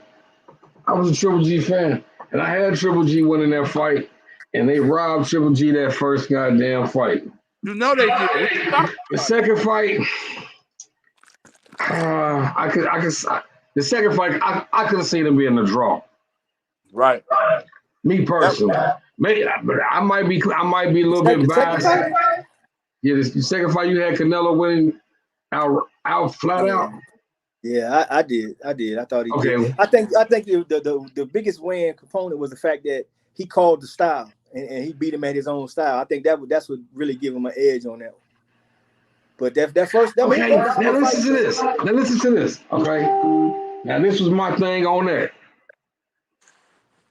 Just because I say I'm gonna come out and fight you a certain way throughout training camp, throughout the media, all that leading up to the fight. When the fight go and the bell ring, ding, and I say, whoa, I ain't about to fight him like that. I'm about to go another way. Just because I go another way, does that discredit my win? No. I wouldn't say that. Because Triple G said, I'm gonna fight Canelo, Mexican style. But when it came down to it, he got in the ring, he like, whoa, hold on. Let me change this shit up some. And he didn't fight him Mexican style. That's why I still had that fight as a draw. Like, okay. But then a lot of people said, well, did this. He said he was coming Mexican style, and Canelo came Mexican style. He didn't come Mexican style. He lost the fight. Yeah. And the sad part was they built the fight off of that, though. You know, because Triple G's training. He's the real Mexican style. He's the Mexican this, and everybody, you know, and they was doing it to appease the Mexican fans, which it did, and everybody tuned in for the fight. But you know, when you put that out there like that, and everybody is expecting that that's how the way it's going to go, you know, I think they used it against him because he did switch up, and I think because of that also, a lot of times when you fight a Mexican style fighter who comes forward all the time, if you start stepping back and you moving away and you show like signs of that, they hold that against you when you fight a fighter like that, because they always say he's coming forward. You listen to them when they ever fight. They always count their way in. Even Franchon Cruz's earned against that daggone half man chick that she fought, Jimenez. You know, she was getting credit for just walking forward. She was getting the shit beat out of her. She was getting hit every direction with punches, but they kept talking about she comes forward. As long as she kept walking forward, they were giving her the thumbs up. So that's another thing that has to be, you know, really looked at in boxing too, man, because, you know, there's things that you can do and things that you can do to counteract things, but how can you give credence to one over another when it's just the fact that you're walking forward, but you're not doing anything? How does that matter more than somebody who's backing up and still landing punches? You know what I'm saying? It shouldn't equate that way. Right. You know, because if I'm backing up like this, and you coming at me, you all up in me, but I'm catching you uppercut, hook you, boom, then I'm step to the side, catch you with the jab, catch you with the right hand, I move again, and you still coming.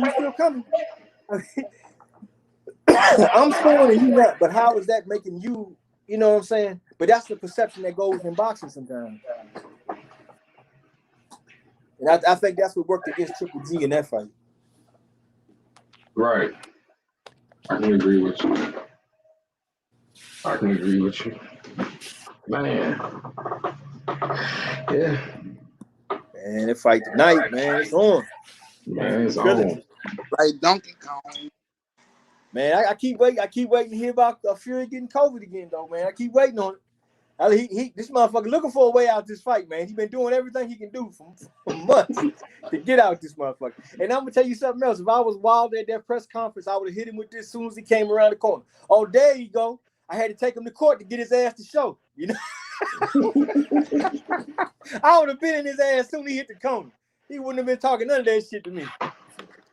Shit, he'd be scared to show his face. Hey.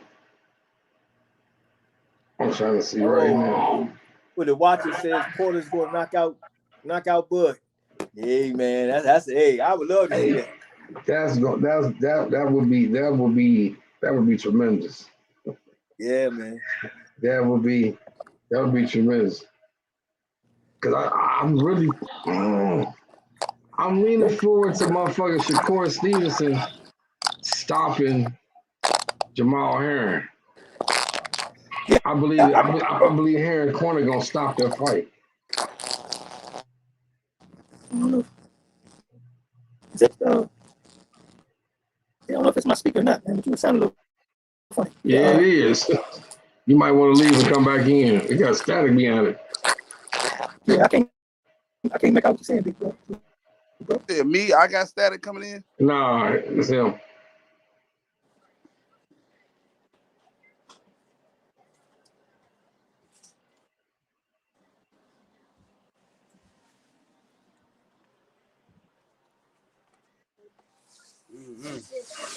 When you gonna put that? When you putting it together on the bet, bro? I'm looking at it right now, man. I'm gonna see if Black Star jump back in. We can chop it up a few more seconds. I'm gonna get up out of here so I can try to brainstorm and put me a nice ticket together. Man, you've been striking too, man. Let's collab, man. I'm trying to strike too. Yeah, I'm debating on putting some football and some NFL on there. Right. I gotta do that. One of my homies, I'm playing his ticket for him. He in a place where he can't play it. You know what I mean? So I'm gonna play his ticket for him. I'm focusing on all this. I'm focusing on this Wilder fight, and that's what I'm thinking, man. Look, you know we've been talking about it, right? Saying like bet every round, but like, is that smart? Think about it, because like, all right, I'm thinking like betting every round, but doubling down on the ones that I feel like, or you're right. You're right. I'm a bet. No, look, I'm gonna bet every round, but on the ones that like, I'm not gonna double down on round 5 or nothing like that, because we don't know if it's gonna happen in that round. So I'm gonna double down on like from the 4 through 6 and the 7 through 9. You know what I'm saying? Like I feel like I should bet all the rounds. Like I'm gonna bet something on all rounds, because just if push come to shove, I win on those rounds. You know what I'm saying? I'm a win for sure. If he win, I win. You know what I'm saying? That's the whole thing. If Wilder win, I'm gonna win something if I bet all the rounds. But if I double down on those odds, it make it better, because if I win like through, just say if I double down on the 4 through 6 and he do him in a 5, I win. But is it more like if you got to be between if it's between the 4 and 6, is it more like he has to be winning all those rounds prior to that, or long as he wins? No. It's because there's no way you'll know if you was winning rounds prior to that, unless you have to see the judge's card. Now, when they say rounds 4 through 6, that means between round 4 and 6 that he gonna win by stoppage. So that's what I'm gonna do. I'm betting all the rounds. Then I'm gonna double down on 4 and 6 and 7 through 9. Now, this is where I wanted to collab on. Do you think that it's smart to bet something on Fury as well? I don't think Fury stand a chance. I don't either. So that's why I'm betting with Wilder, because that's who I want. You know, that's what I'm going for. But however, so Ken said, how long do I see the Big Baby Anderson fight will last? I think Big Baby get his man out of there probably about 5 rounds. 5 rounds. I can agree. I'll take it.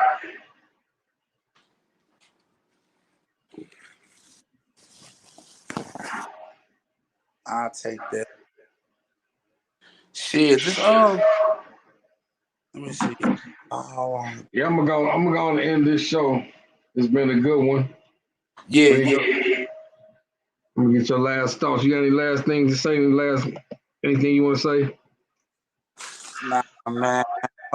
Shout out, you know, shout out to you, man, because on top of being a real brother, man, you know, you bring some side entertainment to, you know, what we enjoy to do. You know what I'm saying? So you know, shout out to you on that, man. And I see that this is getting bigger and bigger. You know what I'm saying? So that's what's up. Shout out to you on that. And, you know, everybody that came in and gave their little take on this, you know, just, you know, appreciate them for coming on as well, you know. So it ain't nothing, you know what we do. We talk on a regular anyway, so, you know, this ain't nothing new. But I'm just saying from an outside point of view, I'm seeing how the crowd is broadening. You know what I mean? So Right.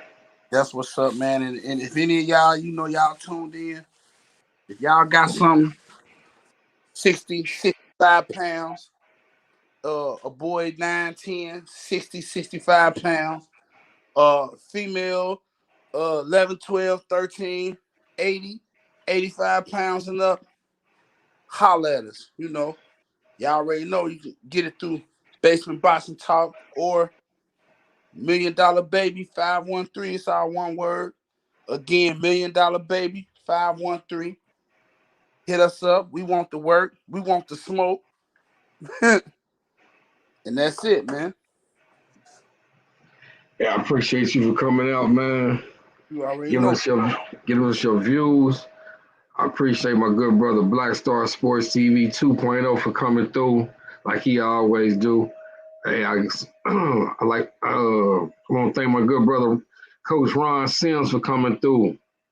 I want to see good boy. And he brought a little Ali through. Maybe we can get some clips of Ali and get him back up on the show. I want to see the hurricane. Right. We get in touch with Coach. We get in touch with him. Yep. I'm gonna give a shout out to my good brother AK the Apostle for coming through, giving his input on his boxing knowledge and everything too. Shout out to the good brother Capital Punishment Mike Dawson, Senior and Junior, for coming through, man, chopping it up with us and lighting us up on their game, letting us spread the word between back and forth with each other. I also like to salute everybody that came in the panel. Sir Ken, Keys of Souls, Watcher, Mike 202, Roger Fraley, Mr. Scott,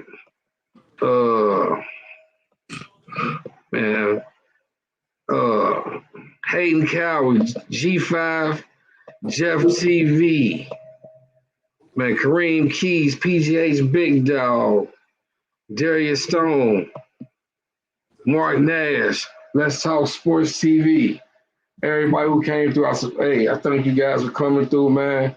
And tonight after the fight, look for us on Black Star Sports TV 2.0. On this channel, we'll be going live with the comments after the fight. Hey, might have something else for you guys tomorrow too, man. Look at the Instagram. Just follow Instagram. I'll let you know. If not, I'll be back here next Saturday at 2 p.m. Eastern Standard Time. Always. This your good boy Basement Boxing. So I appreciate you for coming through. And we out. Hey. Yes, sir. Make sure you put me on the bets, man. So we try to Yes, lock. sir. Don't forget, bro. All right. Okay.